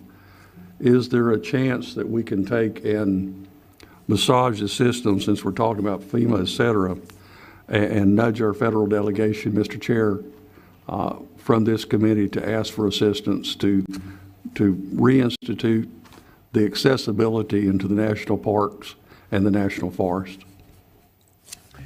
Yes, sir. I think that's something we can and should consider doing. How to form that, make that in the form of a request to our congressional delegation. So we'll have some additional sidebar conversations about that and figure out a way to move forward. Thank you, Mr. Chair, and thank you, Mr. White. I have Representative Bouncy with a question, and he's the only one I have in the queue right away. Okay, and Representative Blackwell on deck. So. Thank you, Mr. Chair, and thank you for your presentation, Mr. White. Very informative. Just had a question about one of the last slides about the other agencies in ARA, including the EPA. Lists some of those revolving funds in there, and I know that last bullet said no guidance issued for those funds as of yesterday. Any sense at this point when guidance will come? Representative, at this point, Fiscal Research is unaware of when that may come, and we've been in touch with DEQ on this, and I'm not sure if they have an indication of when they expect an answer, but certainly I'm sure they'll be communicating that as best they can once they have an idea. And then Representative Blackwell. Thank you, Mr. Chairman. I wanted to maybe follow up to an extent on Representative Clampett's comment regarding the importance of tourism in the western part of the state. In addition to the national park, we've had substantial damage in our state parks in the area. For example, at South Mountain State Park, and I know they're having discussions with FEMA. But I hope that Director Calabria, Mr. Krebs, Mr. Ray can also help us be on top of being sure we get the assistance we need, and it may be something that we need to particularly reference in the communications with our federal delegation. And adding to that, not public in the sense of the parks, is our camps all across the mountains that are such a huge part of the money that comes into the state that I don't know what they're going to do this summer unless we're able to give them some special attention. And I don't know whether the economic development piece of some of the federal dollars that are coming down can be even considered in terms of revenue replacement or helping these folks get back up and running. But that all bears some examination and discussion with our federal delegation. Thank you for your comment. Are there any other questions? If not, I certainly appreciate. Actually, there is one more question I have for you, Mr. White. On these CDBG grants, is there any flexibility in the use of these funds? Let's say housing ends up costing less due to nonprofit assistance. Can these funds be moved for that purpose to assist business or other categories that may be in need? Thank you, Mr. Chair. And I'll look partly to some of the earlier speakers to confirm this, but my understanding is absolutely it can. There's an amendment process for these state action plans, including one where if an amendment is at or below a certain dollar threshold, I believe it's, y'all recall what it is, but if it is at or below a certain dollar threshold, those amendments can be made without having to wait for a full public comment period and HUD review. And so those could be done relatively quickly. So yes, if the state determines that the initial allocation could be rearranged to better suit the needs as the disaster recovery continues, that's absolutely something that can be done. All right. Thank you so much. And I thank you for the work you've done getting this summary prepared, and hope everybody got most of their questions answered at this point. And if you have if the committee members have ideas about particular state agencies, or we can try, hopefully we were just talking, maybe we can get somebody from FEMA in here to have some of those discussions. But if there are other state agencies or our local governments, some of these volunteer organizations who are boots on the ground out there, working, let Chairman Bell and I know of those ideas that you may have, or those topics that you'd like to address, and we'll try to work that into future meetings. And we will be trying to get together another meeting in the near future. We don't have a date right now, but as soon as we can get one of those meetings together. In the meantime, I think Representative Balcom had a great idea the last time we met, and that was, if you would like to take a tour, if you've not been up that way, you can talk about it, but until you get your eyes on it, you just don't, you can't fathom some of it. So if some of you would like to, that haven't been up, that would like to come up and take a tour, some of us in the Western delegation will be glad to try to arrange that. So, Representative Gillespie. Thank you, Mr. Chairman. I think that it'd be appropriate if you'd let the members from down east know that it's Southern barbecue.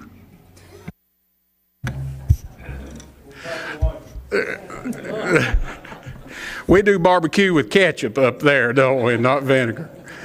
But at any rate, and maybe even, I don't know if what the interest or the availability of the committee is, but maybe we could actually have a session of this meeting up there. What would be the general consensus of the committee if we can set up a time there? All right. Well, we'll look towards maybe doing that at some point in time. And if Again, thank you for your time, your attention, and all your efforts in connection with this, and especially our presenters. And we look forward to continuing to work with you. And with that said, one more item of housekeeping. I will mention that as soon as the audio recording for this meeting is available, we'll have it downloaded on the website. And so it will be available for your constituents or you to review.